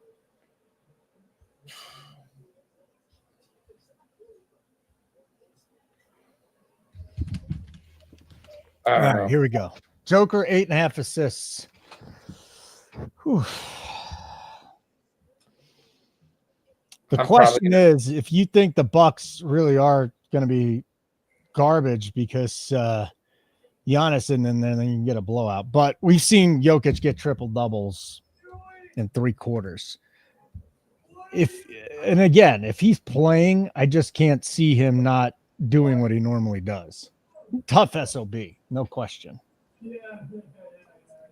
Oh, there's no doubt about that. I mean, it's a question of, yes, he's been hurt. Do they pull the plug earlier than they normally would because he's been missing games? And the assist 8.5 assists. He's hit it once in the last 5 games he played. Well, he was hurt. That left ankle really was bothering him. Yeah, I was thinking more of his elbow was the issue. Yeah. But, I mean, versus Washington, he got 9. Versus the Lakers, he got 5. Versus Minnesota, 4. OKC, 8. Phoenix was the big 22-point game. Then 6 for Grimes. Grimes has 14. Edwards has 13. We're close. We're getting there, buddy. We're getting there. Brooklyn's down 5. Foxy giving us some plays tonight. Feeling good about it. Feeling very good about what we're seeing. I'm probably not giving you anything on this Bucks game. I mean, gun to my head right now, I've taken the minus 12.5. I'll probably take that, and I'll take the Jokic just in case. If Jokic doesn't get it, the only way he doesn't get it is because they're up more than 12.5. So you're gonna dabble on both as personal plays? Yeah, that's it. Okay. Want to remind everybody tomorrow night we will bet the NBA, but March Madness. So we'll figure out exactly what time we're going to start. It won't be 7:00 like tonight. I want to make sure we get this Arizona Duke game in its entirety. And that doesn't start till 9. I mean, it says 9:40, but it'd probably be later than that because we got a game before it. So figure we might go on at 8:30 tomorrow night, Fox. Are you okay with that? I mean, I really wouldn't want to go on at 8:30. Why? I'll go on at 7:30. Why don't you want to go on at 8:30? Because there's 3 NBA games on at 7. There's 1 at 7:30. There's 2 at 8:00. There's 1 at 9:00. I'm in NCAA mode. I have no issue. I might go on at 7. Okay. You could do 8:30, but I might go. I'll be by at 8:30, and then if you're gone, if you want to leave, I'll just sit there and stare into the camera. I wasn't saying. I used to take the show to midnight, so I don't know. That's nuts, man. Especially since you have a real job. Yeah. But that's just who you are. You love the sports. You love the sports. Plus, you're not in my situation where you got little kids and, you got to prioritize that. You got big kids. I got one kid that come off here at 1:00 and say, dude, you got work tomorrow. It's kind of rude. It's too, no, not him. I do that to him. Oh, okay. So, yeah, I mean, if you ever want to get your ass kicked in Rocket League, you can play him. Did he kick you in the nuts this week? No, really, I haven't seen him that much this week. So it was my daughter's birthday this week. So, but how old is she? She turned 27. Oh my gosh, she married? Nope. Oh wow, guys. So just letting you know. I'm getting married in two and a half months, dude. I still haven't bought my suit, and I still haven't got my ring. So what do you mean? A lot of stuff to take care of, huh? You haven't got your ring. You got her ring, right? Oh, I got her a nice ring, dude. Yeah, I took the plus 100 and the minus 12.5 because the only way it doesn't happen is they're ahead of me. So Fathead took the 8.5 assists for the Joker. Hey, drop your best bets in here too. You get a second. You got any best bets? Share it with us. And then if you got any questions for Foxy about betting, he will talk about your bets if you'd like to. And I'll just throw in my 2 cents and you can do whatever you want to with those 2 cents. But that's what we got. Did you see the LeBron interview on Pat McAfee? No. Me neither. I was hoping you would talk about it, but no. No, you didn't. I did not see. Well, when was that? Today? Yesterday? Yeah, today. No, today I was watching. What was I watching? I watched a couple of different things. I finished up the series I was watching. I'll just keep that one. What was that? Pitted? No, The Pit is great. The Pit is absolutely wonderful. Okay. I'm just telling you, anybody who's ever seen The Pit, it will flat out tell you it's there. The last episode you were not in, but I was like, oh, that's so great. Severance. We're finishing up Reacher. I watched Severance today. That was the last episode of season 2. And Casey loves it. I let it down to 2 things. Either A, Ben Stiller's making up every show as he goes along. No idea. It's going to be like Lost, how anything connects or there, and then somehow we're just going to end it. or this was an acid trip that he wrote as a script and somebody said, yeah, that sounds great, because there's so many things that mean absolutely nothing. So I've watched the second season. I don't know what's happening. I'm not going to give it away. There is a result that's happening. I know what's happening at the end, and I know why it's happening. It's kind of like watching Mythic Quest and trying to see like that show as a The fuck is Mythic Quest? You've never seen Mythic Quest? I've never even heard of Mythic Quest. What are you talking about? All right, Mythic Quest is on is a comedy. Stars the guy who owns Wrexham. With from Sunny, from Always Sunny. Yes. Oh, and I might want to watch that if it's a comedy. It's about a video game company that they have and some of the crazy stuff that goes along there. That's the best way I could say it. Okay. It's everything happens in that show. So I watched that. I finished up Joe Schmo's show. Okay. So yeah, I'm still trying to forget about this week's White Lotus episode is all I'm doing. And then I watched a movie. What was going on in the background? What was the movie I watched? Huh? I don't know. Some other movie I watched in the background, which actually turned out to be pretty good. So it was there. I mean, work was steady, so it was good. It was a good day. 17 for Yabusele, 15 for Edwards, 17 for Grimes, 16 for Champagny, 16 and 10, 17 for Sarr. Poole's got 12. He started to come on. Carrington's got 3 rebounds. That's good to see. AJ Johnson's got 4. Wizards are up 7. Lakers went on a run here in the second quarter, 17-3 to start it off. This is right after we badmouthed Luka at a -6. Now they're up 9. You know what's happening when they've gone on this run? Luka's been on the bench. He's still a -6. So we were watching Reacher right when this show got here, so I've got to go down and watch it. I was watching with my wife, but I'll have to watch the very end by myself. That's fine. And there, I finished up. What's normally do I watch on Thursday? Oh, I'm gonna watch Craven, the movie that's on Netflix. I haven't seen that yet. How do you sleep? Yeah, like just how do you watch all these shows, movies, and all the games? I don't get it, man. It's mind blowing how much you can get in there. Well, most of the time when I'm watching a show with my wife, I'm watching the game on the iPad. Okay. She's okay with that. She's fine with that. Yes. Okay. She'll be on her phone too. Okay. So movies are sometimes I have in the background during the day. I just have it's the ADHD thing. I have to have something on in the background. Okay.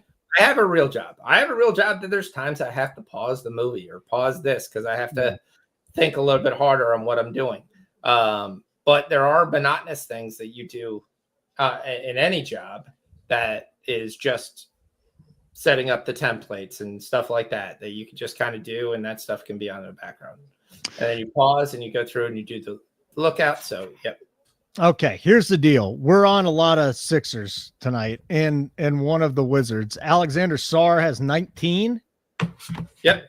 Justin Edwards got 17. So Cash Edwards, that part of the parlay with, I believe it was Sarr, right? And then Grimes has 17.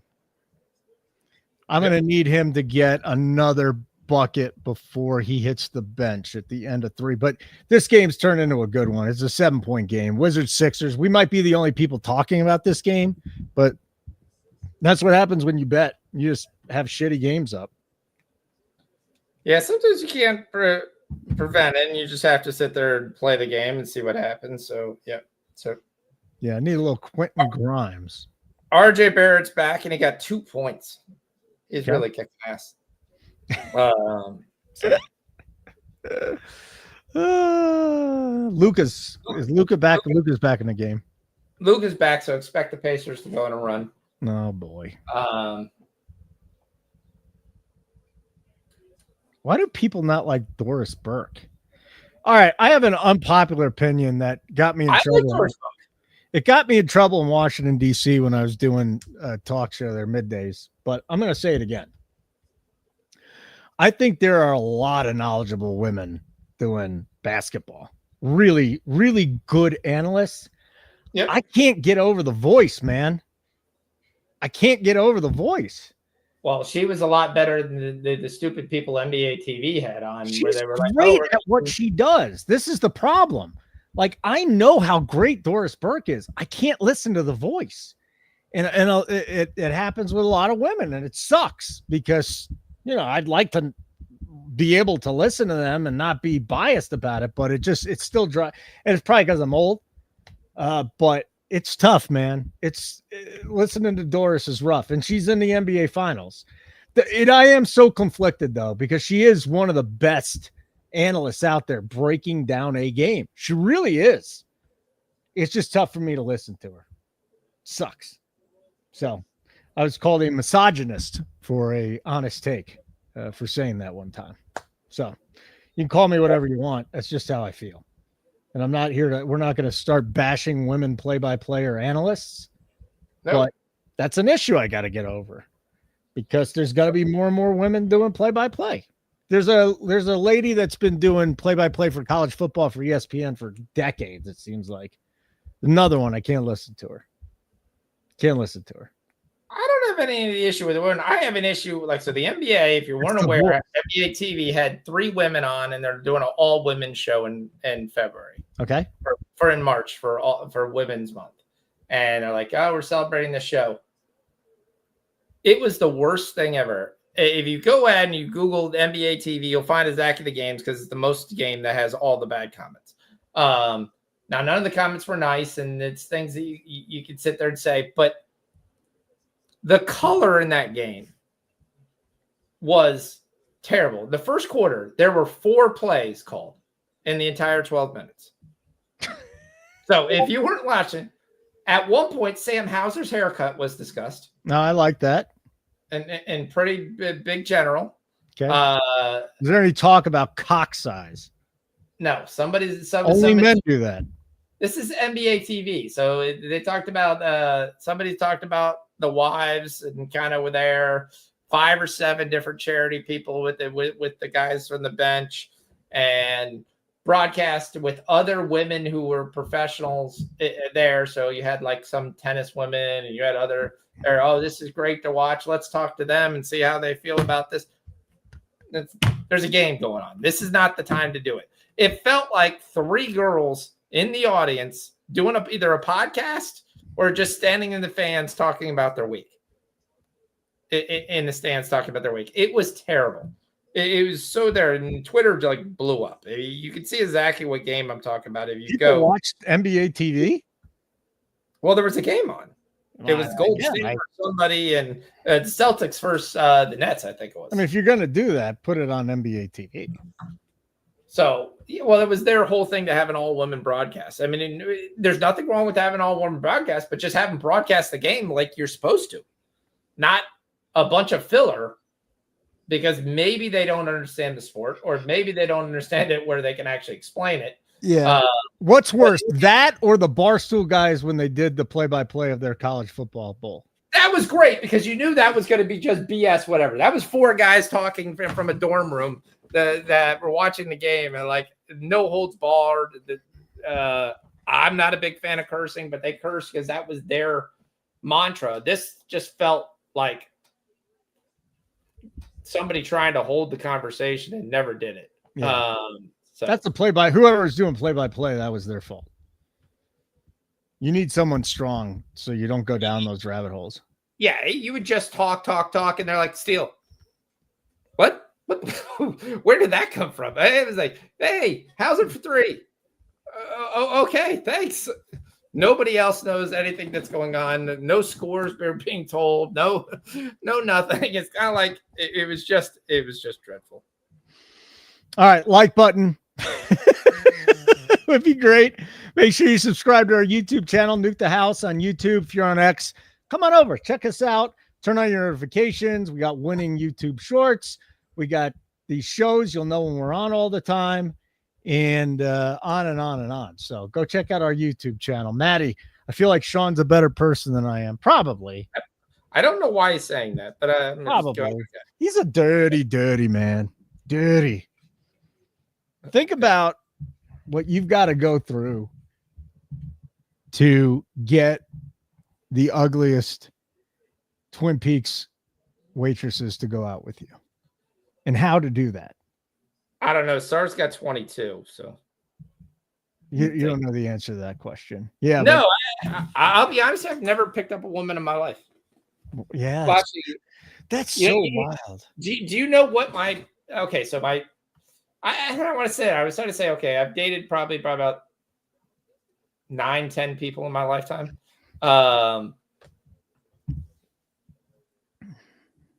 The conversations were, I met my wife where, can I shoot hoops? She was out. My wife is my youngest neighbor's youngest sister. Did you get with the older sister? No. Okay. She was like, she's turning like 60. So my wife's the youngest of 6. No, not when you met her. No. She wasn't 60 when you met her. I was in high school. Yeah. So I was in high school and then freshman, sophomore in college when I met my wife. So she was down babysitting her niece and for the summer. And that's how I met her. And they have an outside basketball court. And I just walked over and said, hey, can I shoot some hoops with you? So she said yes, and it was on. Yeah. And it was that. And we hung out and for the summer, and then came back the next summer, and the next summer kind of changed our relationship. And yeah. So I know what that means. Wah, chicka, wah, wah. Okay, let's update the NBA board, and then we can talk about the couple of games that are coming up here. So 89-74 Wizards over the Sixers. That's a little concerning because we still need Grimes to get 8 more points. So a little concerned about that. Grimes probably got to get us another bucket here before the end of the third quarter. And then he's going to sit some of the fourth and he'll come back in. Sar's got 22. I don't know. Maybe it was Fathead talking about 30 plus for Sar. Well, I mean, it's definitely in reach. Edwards Cash with the 17 and Sar Cash getting 22. So those two are cashers. We've got the Lakers. Champagne 17.5 when we talked about what was the best bet. I wasn't on that, so that doesn't count for me. But yes, you should be plugging that a lot. Doncic has 11. He's 3 of 3 from threes. We're on his over 3.5 threes and 30 points. So we need 30 points out of him. The Raptors leading the Nets 53-41. What are you on in this game, Scotty Barnes? The chat is on Scotty Barnes, which he's off to a great start. As long as he gets his minutes, he's got a chance to get another double-double. He's got 6 and 5. He's back in the game. He has been sitting at a little bit. We're on Jamal Shed at 10 points. He's got 7. We're on Zaire Williams at 12.5, and he has 11. Let me just talk about what Matt said. He's our lead baseball capper. What did you say about the ugliest Twin Peaks girl? Well, you yourself have said you take the ugliest girl at Twin Peaks and you take her to a casino. And you're hoping now you didn't say this, I'm extrapolating, but I think you do it to take her to a casino so that she's in a good mood. If she wins money, you're funneling that money to her and you're trying to get her really drunk on free liquor. Is that correct, Matt? Now, that is a wonderful strategy. I think there's other ways to guarantee $500 is going to get you where you need to be, though. I'm trying to figure out why you believe it's free liquor, because most of the casinos, unless you're in Vegas, do not give free liquor. They don't give free liquor? No. What? Most of the casinos there, I mean, yeah. That doesn't even make sense. It depends on what you're doing. It's not a question like in Vegas, you get free liquor for playing. In these other states' casinos, you don't. And Matt, you can correct me if I'm wrong on that. But I've been to like Dover Downs and Maryland Live and other Maryland ones and Bar Harbor and You can defend yourself tomorrow night when we're betting baseball together. Okay, you are required to come on the show tomorrow night. Please come on the show tonight. I should say. I mean, he's our baseball guy. Our lead baseball guy has to be on opening night. And then every Tuesday we'll start doing baseball only. And then the Wednesday, Thursday shows will be NBA. We'll have the Elite 8 next Thursday. That's going to be awesome. We'll have baseball. We'll have hockey. But our girl Mel isn't in here. So what are we going to do? So I hit up my buddy Dave Sherapan. He's a good dude. Does a lot. What is it? Bostonian versus the book. Long time. He ran sports books everywhere. He was in Vegas, and I had to ask him what was going on. So Amanda Vance, right? She's a good-looking young lady who apparently got completely trashed. There was supposed to be a fight. There was no fight. I mean, and I said, what the fuck is going on? What are you doing here? And he's like, it's just a complete debacle. Do you know much about what was supposed to happen? Because I didn't want to waste my time. Some guy named Sean Perry wanted to fight some other guy. Ramon hates Sean Perry. I don't know why. I'm fine with the guy. I watched the video of his. He was a nice guy. I don't know what we're talking about, so I'm going to just stay out. You don't even know about what happened? No. Okay. Well, that doesn't help very much. I was hoping you would know. I can't. You follow the industry a lot more than I do. I do, but I generally go in the office when I'm following the industry. When I'm watching, listen to the radio and different things like that, I do that in the office because I can't watch TV. Luca's got 14. 3 rounds. Luca's got the 14, so that's good. Yeah. He just hit three free throws. It would have been nice if he just would have hit the 3 instead, but we'll take it for now. Siakam can't buy a bucket. He's missing layups.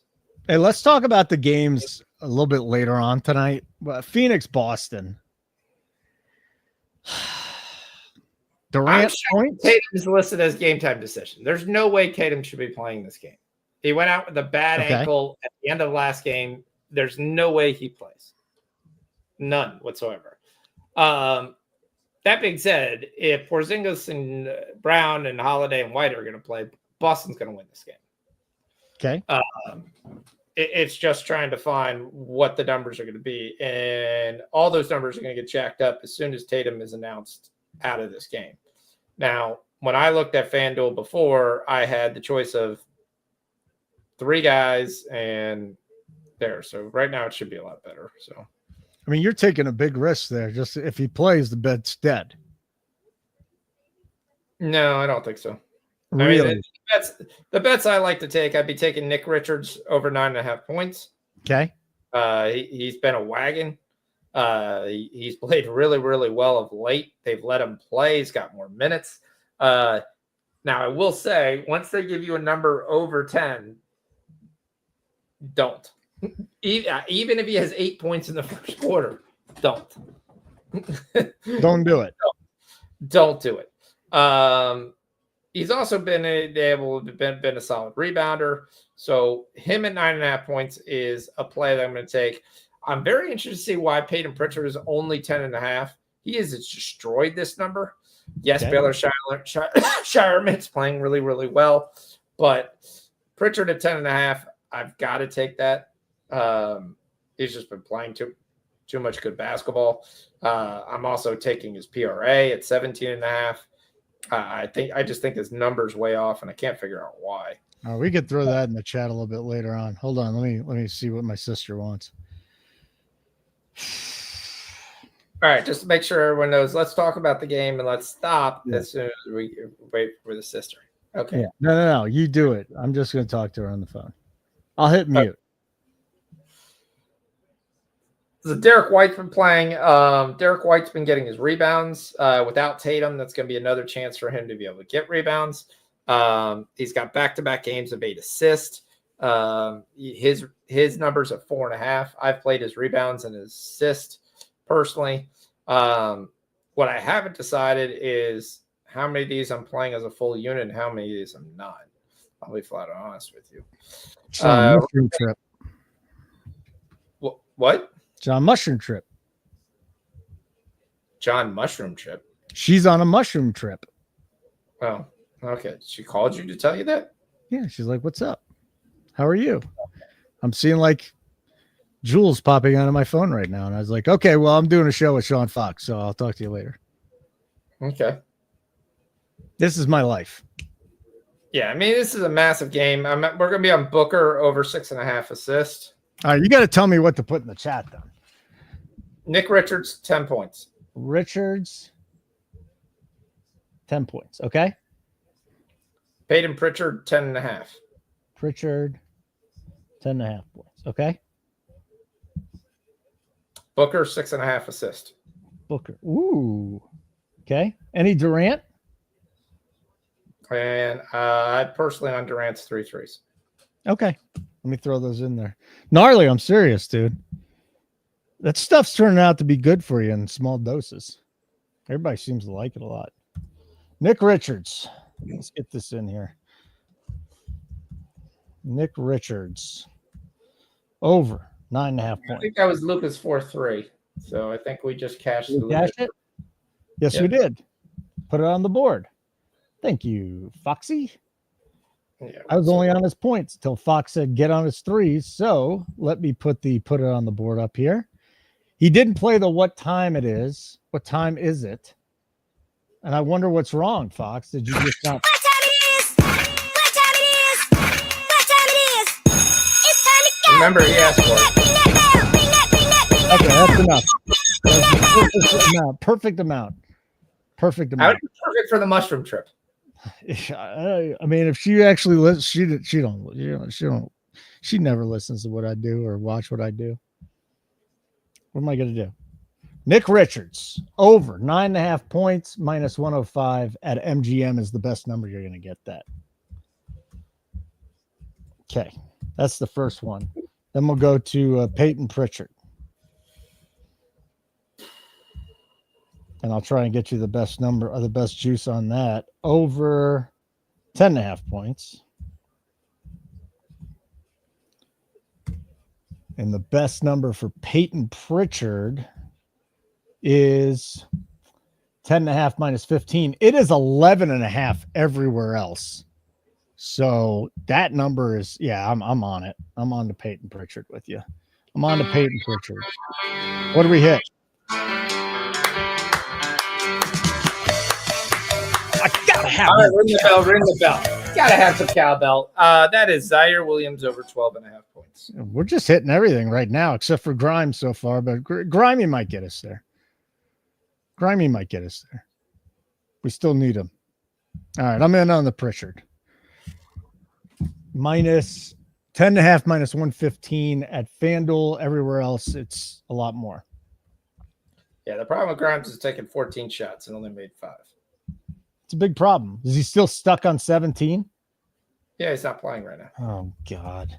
We're going to get screwed on that. It's a question if you don't see him in by the 7-minute mark, that's done. I mean, he can put up points in bunches, but if he's already having a bad night, that's not great. He's going to come out firing threes. Well, good. Then hit 3 of them, and then we're done. All right, Devin Booker's best number, 6.5. Oliver has 11 assists by the end of the half. You're paying juice on Booker's assists at 6.5. It's minus 128. It's plus 12 at over 7.5 at Sugar House, BetMGM. So 6.5 minus 128. We got a game in Clipperland. Boy, they come back second quarter. Talk to me. How's Kawhi doing? I haven't looked at that part yet. I'm still checking. That's fine. What up, Gerardo? There's no soccer tonight, Gerardo? What's going on? Did they just stop playing the football this evening? They stopped playing it for the last 2 weeks. We're on an international break. I got a NCAA trivia for everybody if you're interested. All right. Multiple choice, okay? Has 4 number 1 men's seeds ever reached the Final Four in the same year? No, it has never happened. Yes, in 97. Yes, in 01 and 07. Yes, in 2008. It definitely happened in 2008. Yeah, I want to say yes. It's 2008. Or 97, 2001, and 2007 also. 2007. Okay. Cool. Okay. Cool. All right, next one. First men's team to win the championship with all black players. Texas Western. Cincinnati. Yes. Kentucky or Duquesne. It's Texas Western. Okay. It's Texas Western. There's Are women. you going to ask us the trivia? Or you're just going to answer them before you ask? Well, here's some women's because I'm not going to get this right. Of these coaches, who has the most women's NCAA tournament wins? Tara Vanderveer, no idea who that is. Gino REM, that's not Gina. Dawn Staley or Pat Summit? I think it's Gino. I'm going to go with Summit. It is Pat Summit. Yeah, it was either Gino or Summit. Those were the two. How many points did Caitlin Clark average per game in last year's tournament? 18, 30, 37, 3.64. What? Those numbers How many were points did Caitlin Clark average per game in last year's tournament? 30, 37, 18, or 3? Oh, Beyonce has a nice butt. 30? You are correct. No Ivy League team has won the NCAA tournament. Which school has come the closest? Yale, Harvard, Dartmouth, or Princeton? Come on. It's got to be Yoda when he was coaching. I think it's really, really old, and I think it's Dartmouth. Really? More than Princeton? Okay. You are correct, sir. Nice pull. 1944 Dartmouth playing in the final when there are 8 tournament teams. Okay. Big Ten has a 25-year title drought. 25 years. Who? The Big Ten. I mean, that could end this year. Which Big Ten school won the women's tournament in 1999? 1999. The women's tournament? 99? Purdue, Iowa, or Ohio State. They put UCLA in there to trick everybody. Purdue, Iowa, or Iowa State. I'm going to go Purdue. I would go Purdue. Yes, it is Purdue. Yep. Fill in the blank. No team has started the tournament as a blank seed and won. So number ones have won. Has a number 5, 8, or 7 ever won the national championship? I believe a 5 has. Even NC State at 8? Yeah, I believe an 8 has. And I don't know about a 7. Number 5. Number 5. 4 number 5s have made the final. They've never won. Which college basketball team has the most first-round men's NBA draft picks? Duke, UNC, Kansas, Kentucky. I mean, I would think Kentucky, but I could see North Carolina in there. I would think it's Duke. Okay, let's go Duke. Nope, it is Kentucky. Okay. As a player in the 90s, Penny Hardaway led Memphis to the Elite 8. Man, him and Nick Van Exel, when there was a Cincy versus Memphis, one of the great rivalries ever. Amazing series. Yep. Amazing series. What conference were they in back? Was that a Conference USA? Anyways. No, Conference USA wasn't there. In the 90s, Penny Hardaway led Memphis to the Elite 8. He's head coach of, I mean, come on. We know what team he's head coach of. It's Memphis. Yes. Angel Reese's brother plays for which tournament team? Come on. We just saw this. It's Maryland. Julian Reese, is that his brother? Her brother? Yeah. Oh, I didn't know that. Yeah. Oh, well, there you go. You learned something from me finally. Catholic school bonus. Catholic. Yeah, I already did that, fathead. I agree with that. Catholic school bonus. Which of these schools named for a saint is not playing in the men's tournament this year? Gonzaga, Xavier, any school named after St. Ignatius of Loyola, or St. John's? Well, we know Gonzaga and St. John's were in. I don't know anybody who is St. Ignatius of Loyola. And I don't think Xavier was in. I think that was Cincinnati to be Loyola Chicago. So I think that the answer is that's St. Ignatius. Xavier was in the tournament? Shit, I didn't remember that. Yeah, any school named after St. Ignatius. We got 7 out of 11. That's not bad. Yeah. Pretty good. Yeah. Pretty good. Taking Ben Mather over 16.5 points, says Fathead. He's taking math. So Benedict Matherin over 16.5. I took it personally as well. So it's not a bad play. Yeah, I like it because if the game gets out of hand, they just let him go to work. He becomes a giant ball hog and he just generally scores. If it doesn't, 6.5 points for him, where he's gonna probably play more minutes, isn't a bad look. So 649. Doesn't look like Sarr's going to get back in this game unless he gets back in here in the next 40 seconds. Washington's up 9. Vucevic is in. He's got 12 and 6. Carrington's got 9 and 5. Right now it's AJ Johnson. Vukcevic, JT Thor, Colby Jones, and Gerald Martin.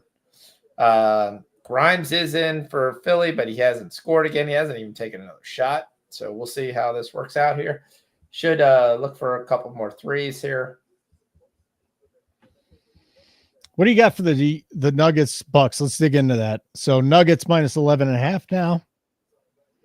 No Giannis, and the Nuggets are starting everybody. Like nobody's hurt. Jokic back in tonight, et cetera, et cetera. I probably should get on those Joker assists. Yeah. But you're right. I mean, you almost have to play two sides with that. The question is on this is going to be, and we've seen games before where starters hasn't played and the backups come in and they play well. And Denver did it versus the Lakers, Golden State, that everybody thought that they were just going to roll over. They didn't roll over.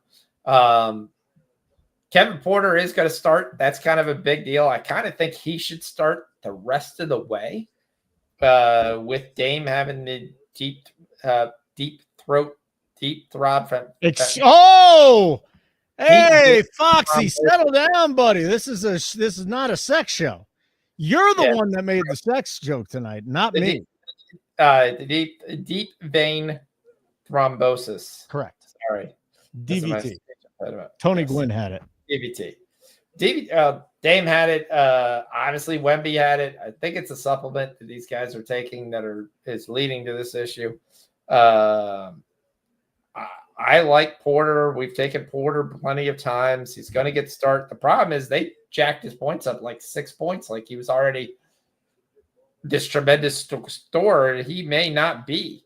I do like it that they're going to bring Ryan Rollins off the bench. The only problem is I don't know who on the bench is going to score.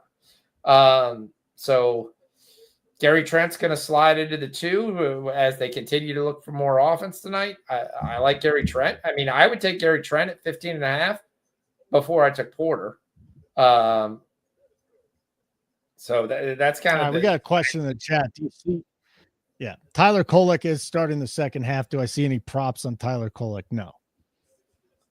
He's the white boy with the Knicks. Why is he even getting run? Because again, Cameron Payne played the first half, and I think the Knicks are up big, if I recall. Okay. No, it's not. Why is Tyler Kolek starting? That is kind of a weird thing. Or unless Cam Payne got hurt. Payne got 15 points. I think something bad happened to him then. Kolek already has 5 assists. You generally, FanDuel was throwing his points yesterday, but they were not giving you anything near on his assist. So you'd have to find it. Oh, campaign got hurt. That would be the one thought I would have. I got nothing on Kolek, guys. So sorry. That just came out of left field, and the books don't want to bother with it. Yeah, I mean, the interesting look here would also be Russell Westbrook's assist. I'd be interested in Michael Porter's rebounds, but it's not at the number it's giving me right now. I mean, it's actually not terrible, 6.5. But you question how he's going to score and everything with Jokic back. Peyton Watson would be a guy I'd be very interested in because he's going to come off the bench. And again, I think this game's going to get on. See, like Kevin Porter right now is higher than Gary Trent.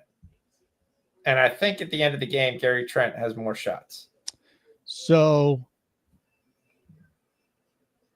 Gerard is hitting the Clippers live at minus 25. It's a look. Why are they minus 25? They're down 3. You want to explain this to me? I mean, the only way I could think of they're down is because you're losing your point guard and they question. But you've got to understand, Mikal Bridges is going to come in and be the de facto point guard. The Clippers were favored coming into this game by 4 points. Yeah. So being down 3, the live line is minus 25. Yeah. It's Clippers are plus 116 right now. Grimes is going to fuck us tonight, by the way.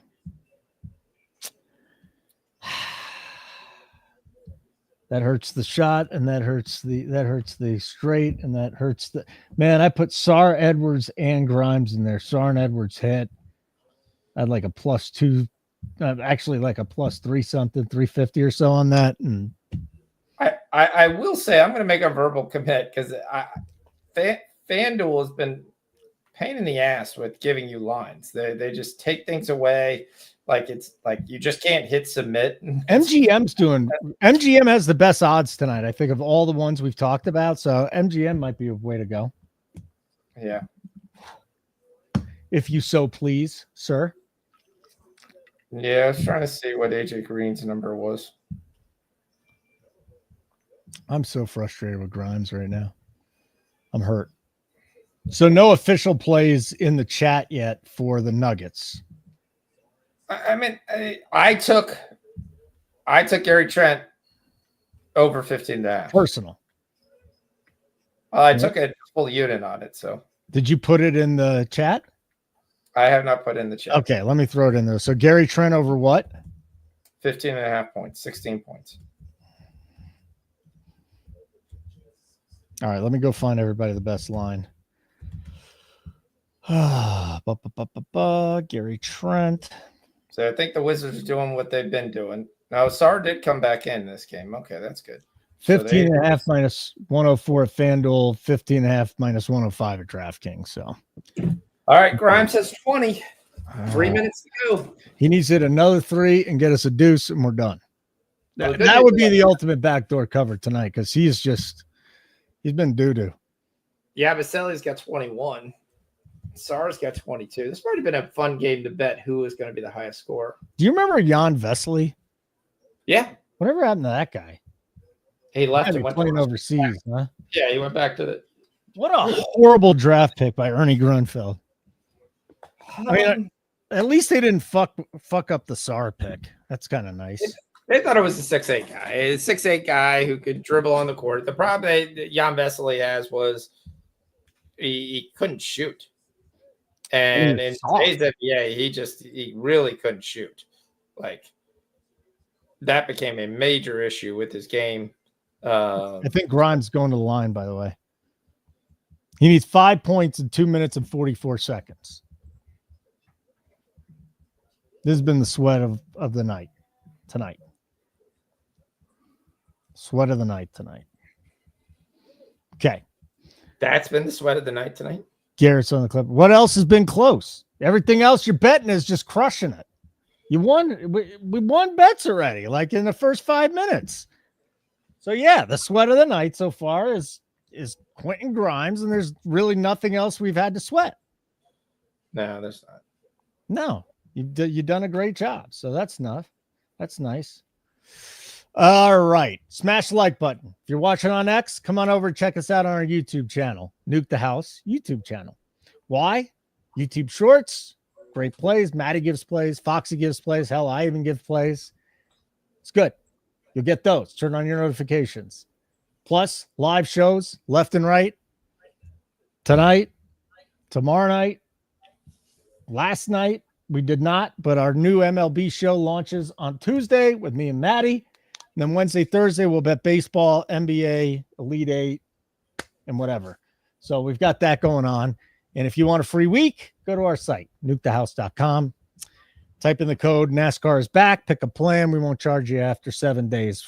Do the weekly plan just to start so that you can use the code. And just in case you forget, you won't get recharged. Hey, the other thing is real-time in-game betting notifications. A lot of you don't have time to watch these shows all the time. Some people get disgusted when we talk about White Lotus because of what happened in the last episode. So we just send the picks to the phone. I put them in there for Fox right now. Should have gotten it to your phone. Fox puts them in there. Coop, Keg, Zargo, Maddie, all the boys. All the boys. We got a great team here. I love our team. Really love our team. We got Fox doing more stuff. I want Zargo doing more stuff. Oh, the NBA rundown's back too. I should have brought that up. We had spread on last week. I think it was last week. Yeah, on Friday. No, it's this Monday, actually. It was Monday with me and Tyler doing the NFL show. Okay, so the NBA rundown, Monday through Friday, that'll drop around 4 o'clock Eastern, and those guys, Spread and Tyler, go through every game, and they give their best bets. Spread's a good better, too. So is Tyler. So, just to let you know, nukethehouse.com. NASCAR is back as the code. All right, Grimes has 21. Let's get you another one and hit a 3, and then we can go party and sweep this game.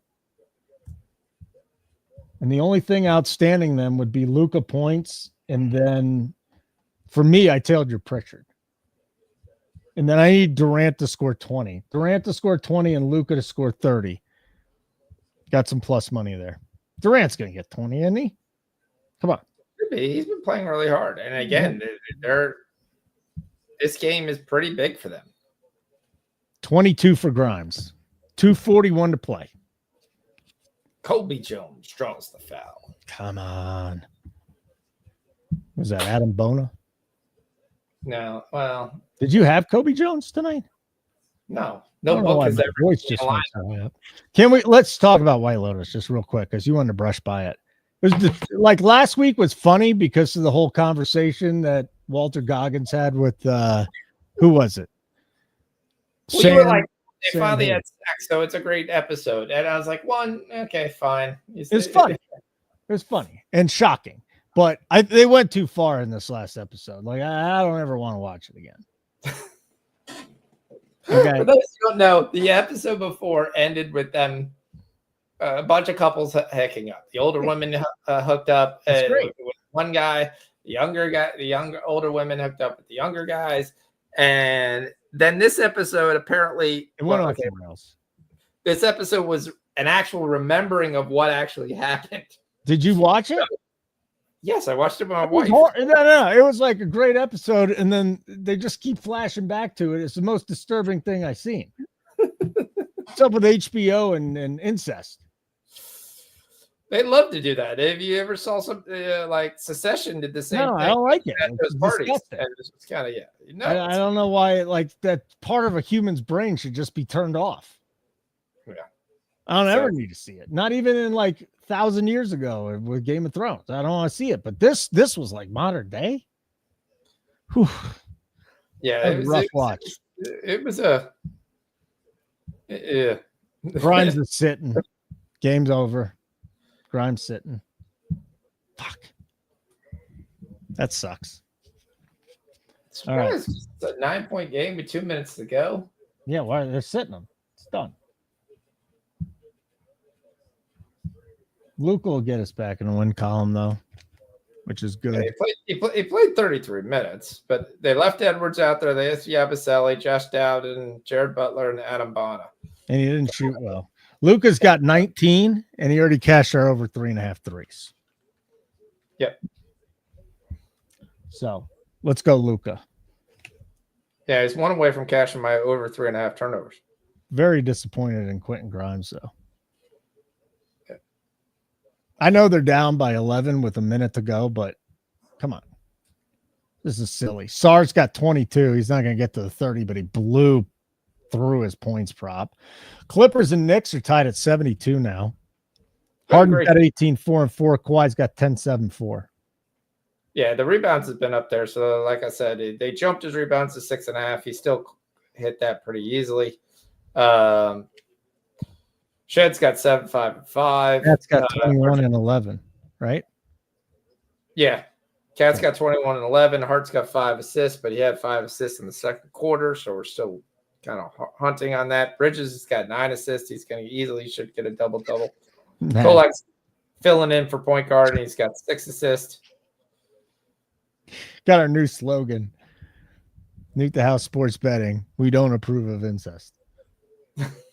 That'll get us subscribers. That fucking Vegas, man.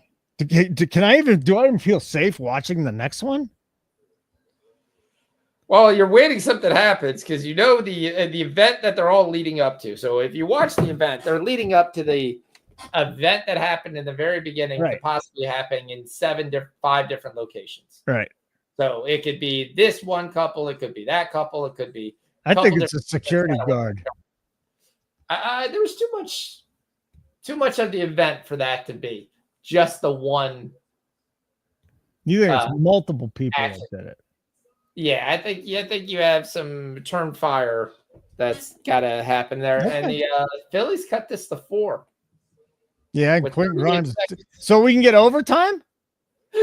It's a possibility. Can we get overtime and Grimes will get back in the game? Like they're just going to sit Grimes now? They're not even going to bring him back in because they want to lose? Oh, it's right. This is just shitty.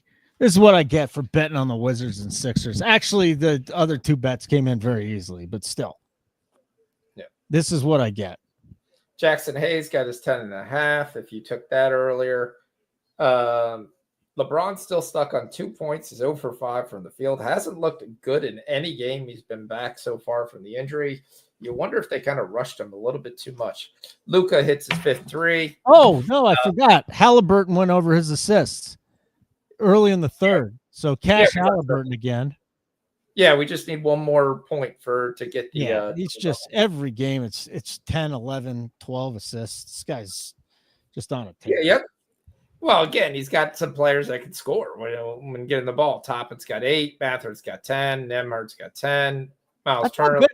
Benedict Mathurin would be a better player out of Arizona. I thought he'd be a star. The issue is he's one-dimensional. His outside shot is not very consistent. He's really a driver to the hoop. His defense needs work. That's been some of his major issues. I never thought he'd be a star, but I thought he'd be a great guy to come off the bench and get 10 to 15. So Hallie, I hit my parlay here. I never do a minus money parlay. I just like this too much tonight. Hallie to get 10 assists, Doncic to get 20. So that cashed. Thank God. Yeah. I mean, we just want to continue to bring this up because it does matter. So Doncic's got 22 points. So they're up 7. What's his plus minus? 7. Minus 7. Oh, you're going minus 7, up 7 with him with 22 points. Yeah. Minus 11. Even worse. That's what I try to tell people. I was like, they actually have a better plus minus with him. He's a great player. Who cares? Okay. I mean, they got to the finals last year with him. Again, they got to the finals with Kyrie. You got to the finals with the way Gafford played, the way Derek Lively played, the way PJ Washington played. It wasn't just Luka in any way, shape, function. What's his plus minus on the year? It's got to be. He had to have had some plus games when LeBron was out. He had to have. I'm looking. Hold on. I gotta go. I think you got a big ticket on Arkansas. Ooh. All right. Okay. Best of luck. Arkansas, huh? I don't think it's gonna happen, but best of luck. It can happen. It's the tournament. Like I said, anything can happen. I don't think it will happen. Like I said, I still think we're gonna see a very, very chalky Elite Eight. So we'll have to see. But yeah, anybody's got a chance. Anybody can shoot different. You're going to be at a different arena. There's lots of things that go into the game. So, all right. Advanced big ticket. I mean, you can also say big tickets are from Dave Portnoy and he loses a lot. So that's a big ticket. True story. Other true story is does Dave Quentin Grimes dead does he have like some weird bet or something? Hey, he puts like $1 million bets out there all the time. I mean, DraftKings probably just reloads his account, but still. Lively was really good, Tim says. Ran into a well-oiled machine with Porzingis and Horford last year with the Mavericks. Horford is great. I am going to have to get a basketball reference, so that'll take some time. I'll have that number for you tomorrow. Okay. I would like to know his plus minus on, even with the Mavs earlier in the year. Yeah. Campaign left with an ankle sprain. Okay. Did you get all your fantasy baseball leagues filled? Yeah. So how we got your auction draft. I like my team. No, I'm not talking about your team. I'm talking about the actual draft. Were there any fights or anything? Anything good happen? No, we didn't have any fights. We started at 7. For the most part, it was done by 9:50. Yeah. I mean, there were some guys who just left off because they had like 12 guys to buy and they had $12. I only play fantasy football. I miss drafting in person. That's the one thing I miss. That is the one thing that's very fun to be able to do. But yeah, I mean, it's very interesting. There's some guys I got stuck with that I didn't want to have. But this guy, Andrew Rand, made me take them, which I didn't want. It turned out not to be too bad. One was Ian Happ. So I took Ian Happ at a little bit more than what I wanted. I got stuck with Cade Smith, or the relief pitcher, because we count holds in our league. So yeah. So guys who gets holds does have value. Big 3 from Austin Reeves here when the Pacers were going to cut this down to 5. So back up to 10. Grimes back in. Can you get us a garbage time 3 with 1 second left? Is it 1 second? Yeah, it's 119, 116. He just came back in. He got the rebound. Grimes I know. They're going to have the ball at half court. He got the rebound. Yes. I mean, he hits this, the goal horn's going off, but very frustrating night. They're counting this as a goaltending, and I think they counted a foul. So I think Yabusele, they're looking at this. Could we get overtime? If they count this as a goaltending, it would be. Because he just would need to hit 1 free throw to get it to overtime. Yeah, but I don't know if they're counting a foul. I don't know what they're doing. All right. Well, they're looking at something. We need overtime really badly. Sometimes you need overtime. That's where unders go to die. Gerardo, Elite 8, Duke and Florida not going to lose Sweet 16 games. Yeah, I don't think Duke does. Florida's the one team there because I think Maryland has the starting 5 that could win a game. It's kind of built like the Kevin Ollie Connecticut team where you had Jordan Hawkins. But they can't beat 2 number 1 seeds. They don't have to beat 2 number 1 seeds to make the Elite 8. They just need to win. Right, the Elite 8. But like to win the thing, they're going to have to beat 2 number 1s. I don't think they can do that. Yeah, and it's going to be again, I think it's going to be very chalky. Except I don't think this is goaltending. I hope it is. But if it's not, then we'll have Grimes shoot 3 at the buzzer and hit it. But I think there's also imminent possession. Who gets the possession? So that means Grimes could shoot a 3. Yeah, well, I think the Wizards actually get possession, and they do. All right. So I think they're looking at the clock. If they count a goaltend, it's going to be 1.7 on the clock. Okay. And it wasn't a foul. If it's not goaltend, it's Wizards ball, 1.7 seconds, and that's. Right, I hope it was for all intents and purposes. Okay. So what do we need to happen, Fox, in the Sixers-Wizards game to get Grimes? We need this to be called a goaltend, and I don't think there's a foul called. So 1.7 left, a quick foul. And there should be. I mean, that's the question of what. Hey, we'll be on another half hour tonight, everybody. So tomorrow night will be a really long show. We'll have the NBA. Fox wants to start at 7. I'll be by a little bit after 8 because I don't want to do it. But we got NCAA tournament games tomorrow night. I want to be on live for Duke, Arizona. That's going to start really late. Really late. Like that's a schedule for 9:39, but they're playing the second game, so it'll probably be more like 9:50 or even 10 o'clock. Yeah, that's kind of interesting that you would put a game that late on the East Coast. Huh. Interesting, to say the least. But yeah, I want to be on for that game. We'll be on for Arkansas, Texas Tech, and obviously BYU, Alabama, Maryland, Florida as a start. I cannot wait.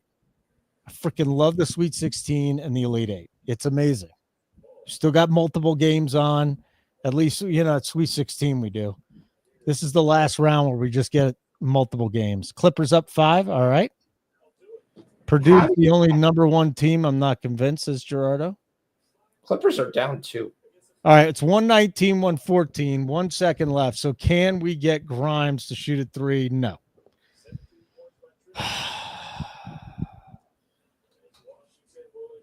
Yeah, Tyler Kolek's going to end up with like 10 assists. Not tonight, Quentin Grimes. Well, Tyler Kolek is not great for our Josh Hart bet. I'm just telling you that right now. Quentin Grimes has won us money here on this show overall, but tonight he came up short. Tim, I was thinking Celtics Thunder is in the final. Celtics Thunder. Now, I think Lakers, Clippers, Nuggets could all make it to the finals. Wouldn't be surprised. Would you be surprised by any of those other 3 teams? Lakers, Clippers, Nuggets? Lakers, Clippers, or Nuggets. You would be surprised at all 3 if they make it. So you think OKC's rolling through this? I don't know. I think it's going to be it's not going to shock me if the finals is OKC versus Minnesota for the Western Conference. I don't think the Lakers have a chance in hell. They don't play any defense. Can anybody beat the Celtics in the East? For anything you've watched in this game, they don't play any defense. Their defense is leaving guys wide open and praying he misses a 3. That is primarily their main defense. And watch it. How many times guys are wide open that when they rush, they have no rim protection. Tatum's out. Tatum's officially out, buddy. Big news. Yeah, we knew. Not official. I mean, they were up 14 in this game. They're up 4 now with 3 minutes to go. I want to see where Pritchard's number is now. They probably already knew he was out. Yeah, FanDuel took the 9.5, bumped it up to 10.5. Sugar House Bet Rivers has 12.5. MGM has 10.5 minus 30, and DK's at 11.5 minus 105. So that 9.5 is gone. Oh, they're going to call legal defense. I will say this is very questionable for them to have LeBron shoot a field goal. Lakers got no shots, says Viper. Hey, you got any bets in there? You're sweating. We can sweat it with you. Throw it in the chat. You got any questions about a bet tonight? Or you want to just bounce it off Foxy? Go ahead and do so. Drop it in the chat. Smash the like button while you're at it. The issue I have with Denver is they don't play any defense either. No defense. You've already talked about it. I mean, their games are going to be very, very high games. The Clippers could be very, very interesting. Okay. Because they technically have Kawhi starting to score consistently over 22 points. Harden's getting back to 20 points. If you can get Norm Powell back to another 18 to 20 points game, Zubac has had his best year all year. He's basically a 15 and 10 guy now. They've got guys who can come off the bench. Very interesting with Bogdanovich and what Ben Simmons gives you coming off the bench. They do play defense, which make it a little more difficult to have. The only question is none of those guys, except for maybe Norman Powell and Harden, are consistent outside shooters. Bogdanovich is, but from the starting perspective, they get into games sometimes where they get into ruts. Big game score there by Mather, and there we go. Back is sweating the Lakers money line and team total over 118. I suppose for the Lakers, nothing is easy with these dipshits. Nothing's ever easy except for tonight. Alexander Sarr, Justin Edwards. There we go. Back-to-back threes for the Pacers. Look at this great Laker D. Once again, wide open 3. Did he miss it? No, he didn't. Now it's a 2-point game. I mean, they leave guys wide open on the perimeter. And it's what I said. They're on the bench. What do you do to the bench? You run their bench. There's no rim protection. There's 0 rim protection. So guys run in, and then they start basically. So what the Lakers do is they crowd the lane. This is what they're doing. 4 guys in the lane. Well, 4 guys in the lane means nobody's out on the perimeter. And their whole defense is, oh, shit, he made it. He missed it. Great defense. Cool. Watch the games. They play teams that can't shoot from the outside. They can stay in game. They can outscore teams. That'll be their thing. Down the stretch, they have a very good chance to be able, but they have chances where they can just get run out of the park. It's not an easy thing at all in any way.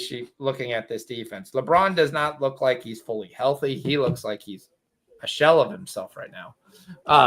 Does have 7 rebounds, 7 assists. Mathurin's got 3. That gives Mathurin, did he hit his 16.5? No, he's got 13. That's his first basket scored in the second half. Halliburton, we did cash the double-double. He's got 11 and 16. 12 straight games with at least with double-digit assists. 12. And they had it at 9.5 this morning. If it's 9.5 the next time he plays, just go over. I got 10.5, so I'm not worried. No, I went over too. So we're pretty really going to be able to get to the 30. Luka's trying to get his plus minus down. So let me explain to everyone's like, oh, because he's on the floor when everybody else is on the floor. Just want to explain plus minus here. Rui Hachimura has a plus minus of -6. He's played 21 minutes. LeBron has been on the floor. When Luka, sometimes he hasn't. He's got a plus minus of +6. But there's a lot of overlap with LeBron's minutes. Jackson Hayes, well, he's on when Luka's on, so he's got a -5. Austin Reeves, he's been on with Luka there. He's got a +8. Can they defend? Can any of these guys actually defend? Because it'll be the playoffs, and then guys try. LeBron can defend, and Rui can defend. But Luka's plus minus right now is -16. That's not good. Everybody else who's starting has a worse plus minus is -6. His is -16. The bench guys are he's played some more minutes with the bench. Jared Vanderbilt and Dalton Knecht have a plus minus of +14 and +18. Well, Dalton Knecht's the greatest player on the Lakers. No, I'm just saying when he's on the floor, he plays a little bit better defense. In different times, the other team doesn't have as many scores. So it's there. So he doesn't play defense. And I think that becomes an issue in the playoffs. And when you don't have LeBron's going to have to still be a very good wife. Can they win a first series? Maybe, depending upon who they play. But if they play a team that can shoot very well from 3, they're done. All right. I want to talk some NFL for a second. Did you see the new proposal for kickoffs? No. So now they want to keep the kickoffs, but if there's a touchback, the other team gets the ball at the 35. So you're kind of like forcing kickers to make sure there's a return. Well, to me, if you wanted to do that, just move the kickoff back 5 yards from where the kicker has to kick it. Well, they moved the yardage to 35. I don't know. So, that's what you get if the ball goes out of bounds anyway. So it's not really changing the goalpost that much. Who's your favorite random NBA player? And the chat can throw it. Who's your favorite random NBA player? Random NBA player? Rory Sparrow is mine. Good Knicks player back in the 80s. So this is where you got to be consistent. When you get back in with the Lakers, you can't just go and start jacking up threes that are contested. Because they're playing defense. Lance Stevenson. There's a good one. He's not really little too recent, Maddie. One of my favorite players, should probably be Josh Hart. Again, playing right now. You want a guy who's not playing right now? Yeah, I want a guy that's been retired for like 10 years. There you go. There you go, Maddie. Harold Miner. Ah, baby Jordan. Baby Jordan. He was like fetal Jordan is what he played like. He's a very athletic kid. I don't know why did he go to USC? Yes. He did, didn't he? Tracy McGrady. Get the fuck out of here, Tim. These are just random guys that, all right, maybe I should have said it there. Just rando guys, not like good players, like average to bad players. Mark Macon went to Yao Ming was a very good player. He's just Tim's just fucking with us. Gerardo cashed out the Lakers for a profit. Now he wants the Pacers plus points. It's a sharp move. Rodney Rogers, yes. Temple, Macon went to Temple, yeah. I knew it was a Maroon school. Rory Sparrow, Granville Waiters. All right, Tim finally did it. Michael Redd. Jarrett Jack, Georgetown. Not Georgetown, Georgia Tech. Jarrett Jack. But Redd was an all-star. How's that a random guy? Michael Redd? I mean, no one talks about Michael Redd being an all-star. He's pretty random to me. Like World B3 might have made an all-star team. He did make an all-star team. Yeah. So there you go. And he's pretty random. He might be a little because his name, but World Be Free, pretty badass name. Man, I want to change. Maybe I should change my name to World Be Free. You know who World Be Free is, right? Huh? You know who World Be Free really is, right? He's a good basketball player with a gigantic afro in the 70s.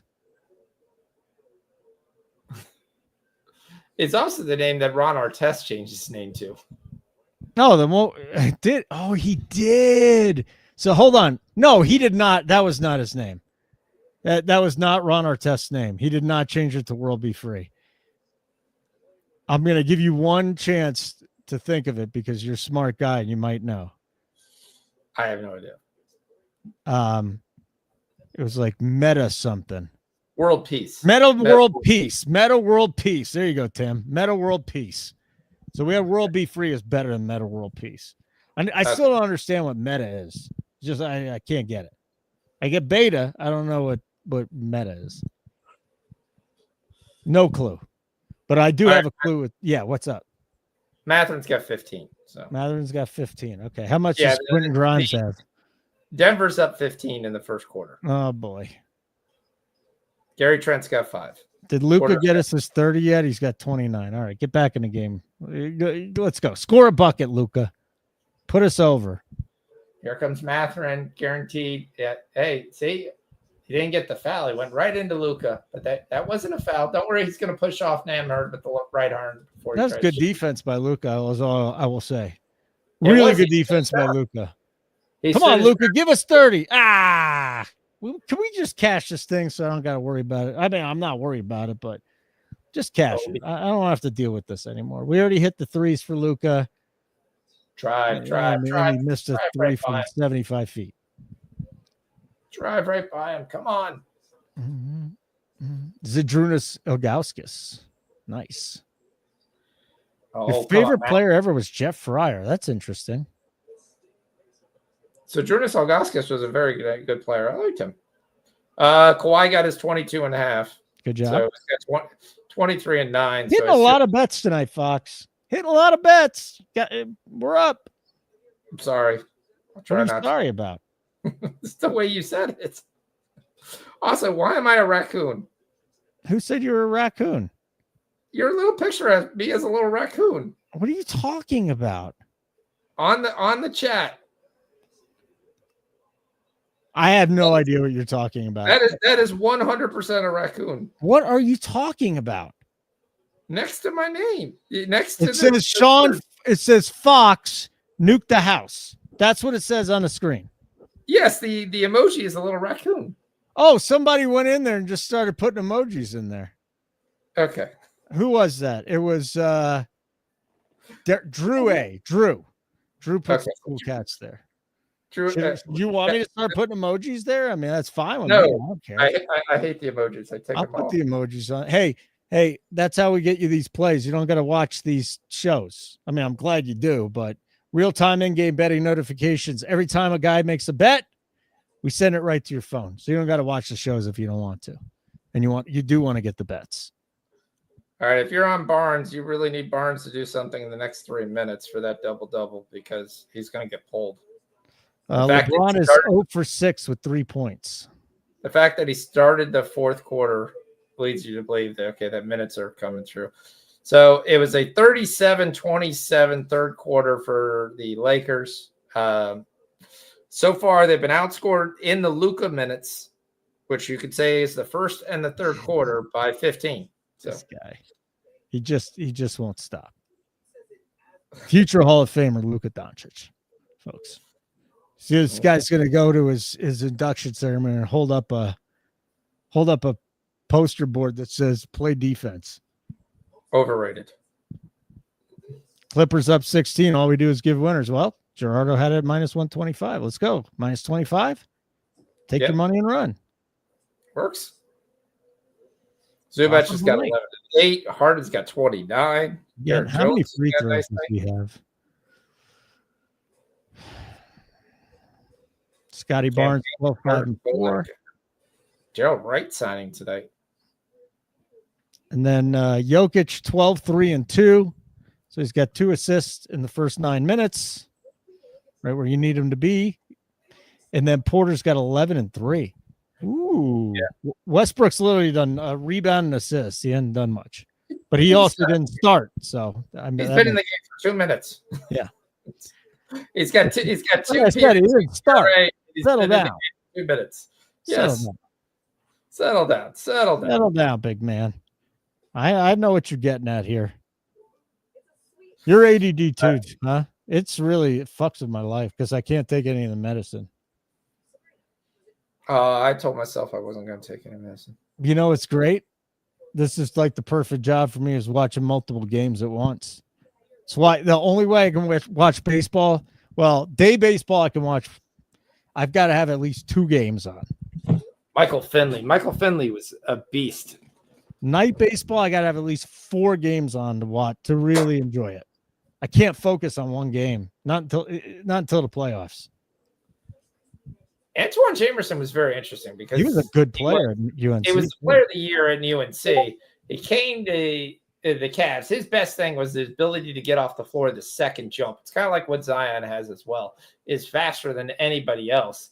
The only issue with Antoine Jamerson is he had no outside shot. None. It got much better as it went on in his career, but when he first came out, it was just disgusting because he could not shoot from the outside. Teams would just slack off on him. So different league now. I mean, he would have had some interesting struggles in this league. All right, we'll be on tomorrow night for like a million hours because we got a couple of big things going on. We got MLB opening day. We got the Sweet 16, then NBA and NHL. We'll be live betting our asses off tomorrow night. I cannot wait. I'm on BYU plus 5.5, BYU plus 10, and the total over 170. People think this game's going to end in the 180s, man. Well, that's how Alabama plays. So Alabama plays BYU crazy style. So the question is going to be: is there shots on? Can Sears continue to play well? Where you look at the BYU side, you've had a lot of guys really outplay their ability, and whether that'll continue tomorrow will be the question. But I definitely think the pace is going to be there. Richie Saunders is going to have a pretty game. Kelvin Keita is going to have to stay out of foul trouble. Nelson is going to be pretty big of him battling with Keita. Matherin misses another shot.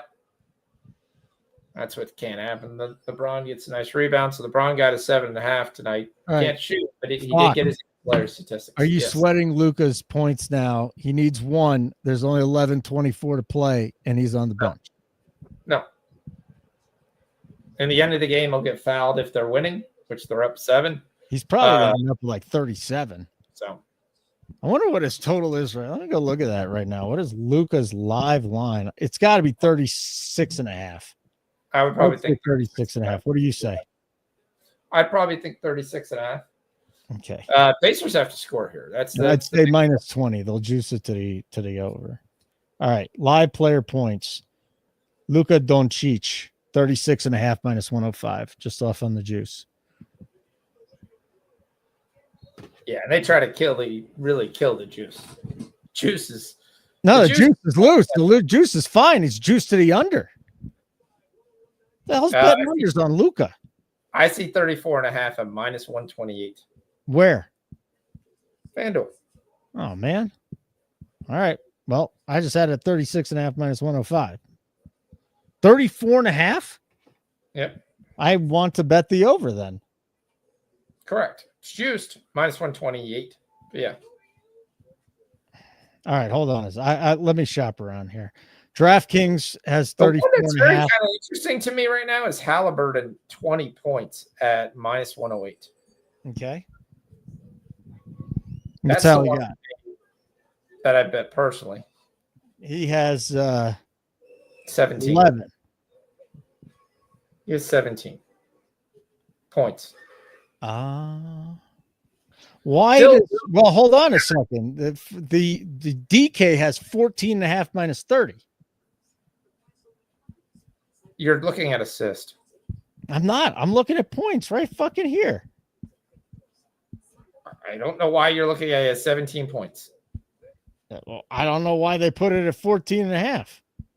Oh, sorry, it's 17. Sorry, that was assist. Whoops.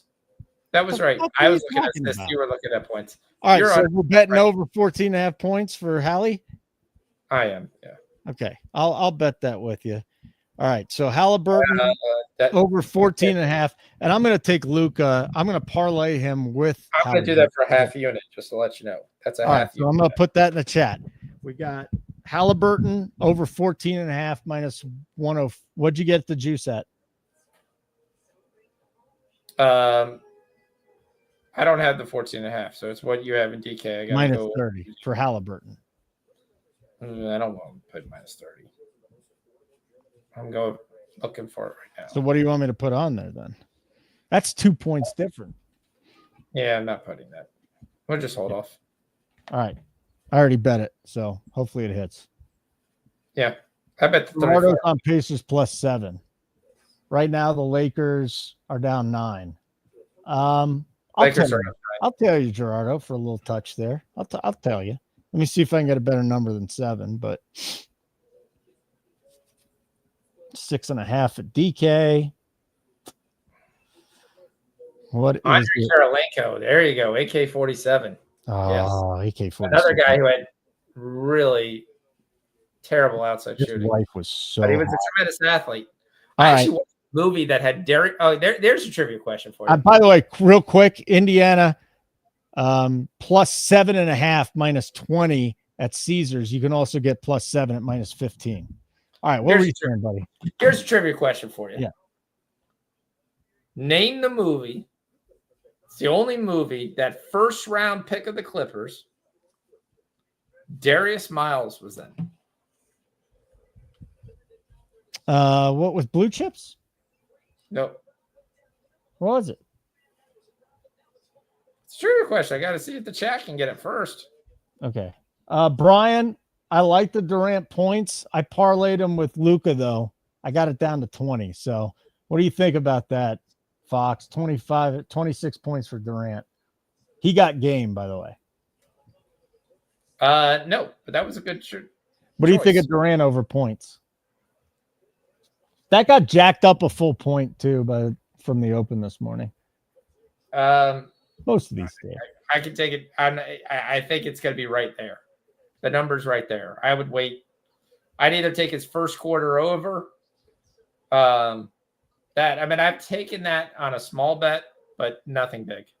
All right. Once Luca gets his point, So in this movie, stars Chris Evans. Is it a recent movie? No, and Scarlett Johansson. Is it Captain America or something? Nope. The hell was Darius Miles then? Darius Miles played a basketball player. Huh? It's actually not a bad movie. It was on the other night. I don't know. What is it? The Perfect Score. It's a I've story never about a even heard bunch of that high movie. school players who go to steal the SAT. Never heard of it. It's actually a pretty good movie. It's got like I said, it's got a young Chris Evans in it and a very young and hot Scarlett Johansson. Oh, I got to go look up Andre Kirilenko's wife because she was like the hottest. What? Yeah. Oh, she's not good looking anymore. She's older now. But back in the day, like when she was in her prime, amazing. She's not good looking anymore because she's older. Well, I mean, she definitely doesn't look like she did when he was playing. Like she was. Scotty Barnes is now out of the game, and he's got a 15-7-5. Jamal Shedd is at 7-5-8. He's been sitting at 7 points for 9 years. So Actually, I take it back. It's the wrong players. She's the hot. Nets are trying to see if they can outdo the Utah Jazz second half of last night of 38 points. They did get 76 points in the second half. Fathead took LeBron over 9.5 points. And guess what? He just scored and he's got 11. So he just had 3 points. Now he's got 11. Yeah, Matherin got a 16.5 right there. Good job. There's another one. So me and Fathead each cashed that. That was good. Good job, boys. We need Jamal Shedd to actually shoot. He's 2 for 7. Come on, let's go. Got 6 minutes to go. And the Nets play is definitely not going to work. Nets really did not come to play. You think Michael Jordan ever had a 9.5? Huh?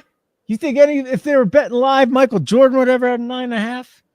No way. Absolutely. Yep. Gary Trent's got 7. Kevin Porter's got 6. Lopez has got 11. Oh, Mel's here. How was your date, Mel? We were talking about your date tonight, which is why you weren't here earlier. She's on the Stars plus 20. So the question with Mel's date is, where did she find Mel's date? I don't know. At a hockey game. Was this Tinder? She found it at a hockey game. At a hockey game? Good. Yeah. Yeah. I'll also say this. I don't think she was really on a date. I just decided to make it up. Okay. Just so you know. So Dallas -1. Ooh. All right, Mel, I'm in. I'm tailing. Stars -1 at Edmonton. You're just in the tailing mood, aren't you? Well, I tail the sharp people in the chat. Gerardo's sharp and Mel's sharp. Fathead sharp. I'm not saying if there's anybody else gnarly sharp. I'm just going through the comments here. I don't know Tim's background or Brian Smith. All right, Kawhi's got 27 and 10. Zubac has got 13 and 9. Powell's got 16, and Harden's got 29. Derek Jones gave him 12 points off the bench. Ben Simmons gave him 8 rebounds. And the Bucks have cut the Denver lead to 6. Ooh. AJ Green with the second 3. Well, how much time's left? Because we'll tell you Jokic has been on the bench. 8 minutes in the second quarter. Yeah. He usually goes out with about 2 minutes left in the first, and then he'll sit till about 8 in the second. So all right, the Pacers have cut it to 5. All right, that's good. Not for half the people that are on the Lakers. Yes. Oh.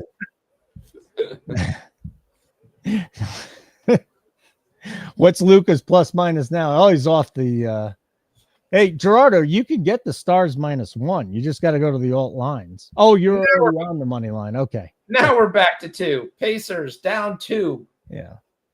Look at this defense. Well, Gerardo, who got me on the Pacers plus 7.5?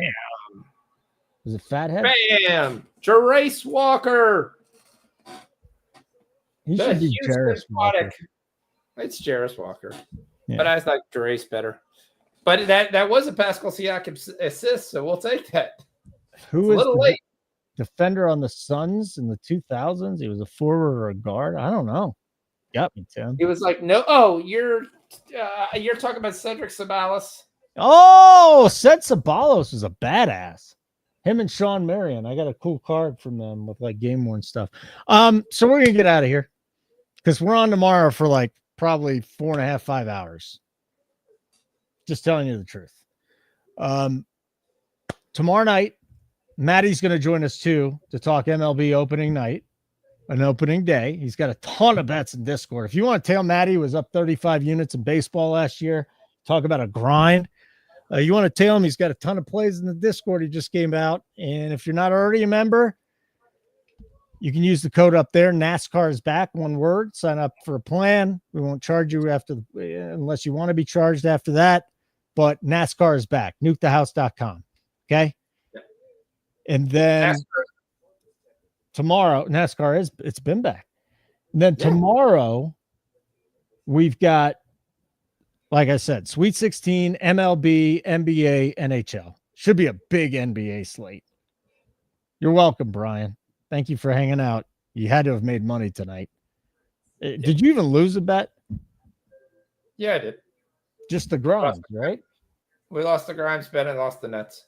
And you lost the Nets. Okay. So you're like, what are you up? 7, 8 units probably? I would think so. I need Durant to get 20 later tonight, and then I'll be set. Because that was the other parlay with the Luka. I want to get rid of the juice and make it plus money. Actually, that's not the truth at all. I just manipulated the line. So we've got that. Hit the like button on the way out. If you were on X tonight, come on over to YouTube, type in Nuke the House, subscribe to our channel, turn on notifications. Good stuff, Foxy. Nice work tonight. Nice work. And we'll be doing it again tomorrow. Fox wants to come on at 7. I'll come on a little bit later. And that'll be that. For Foxy, I'm Holden. Let's keep nuking the house.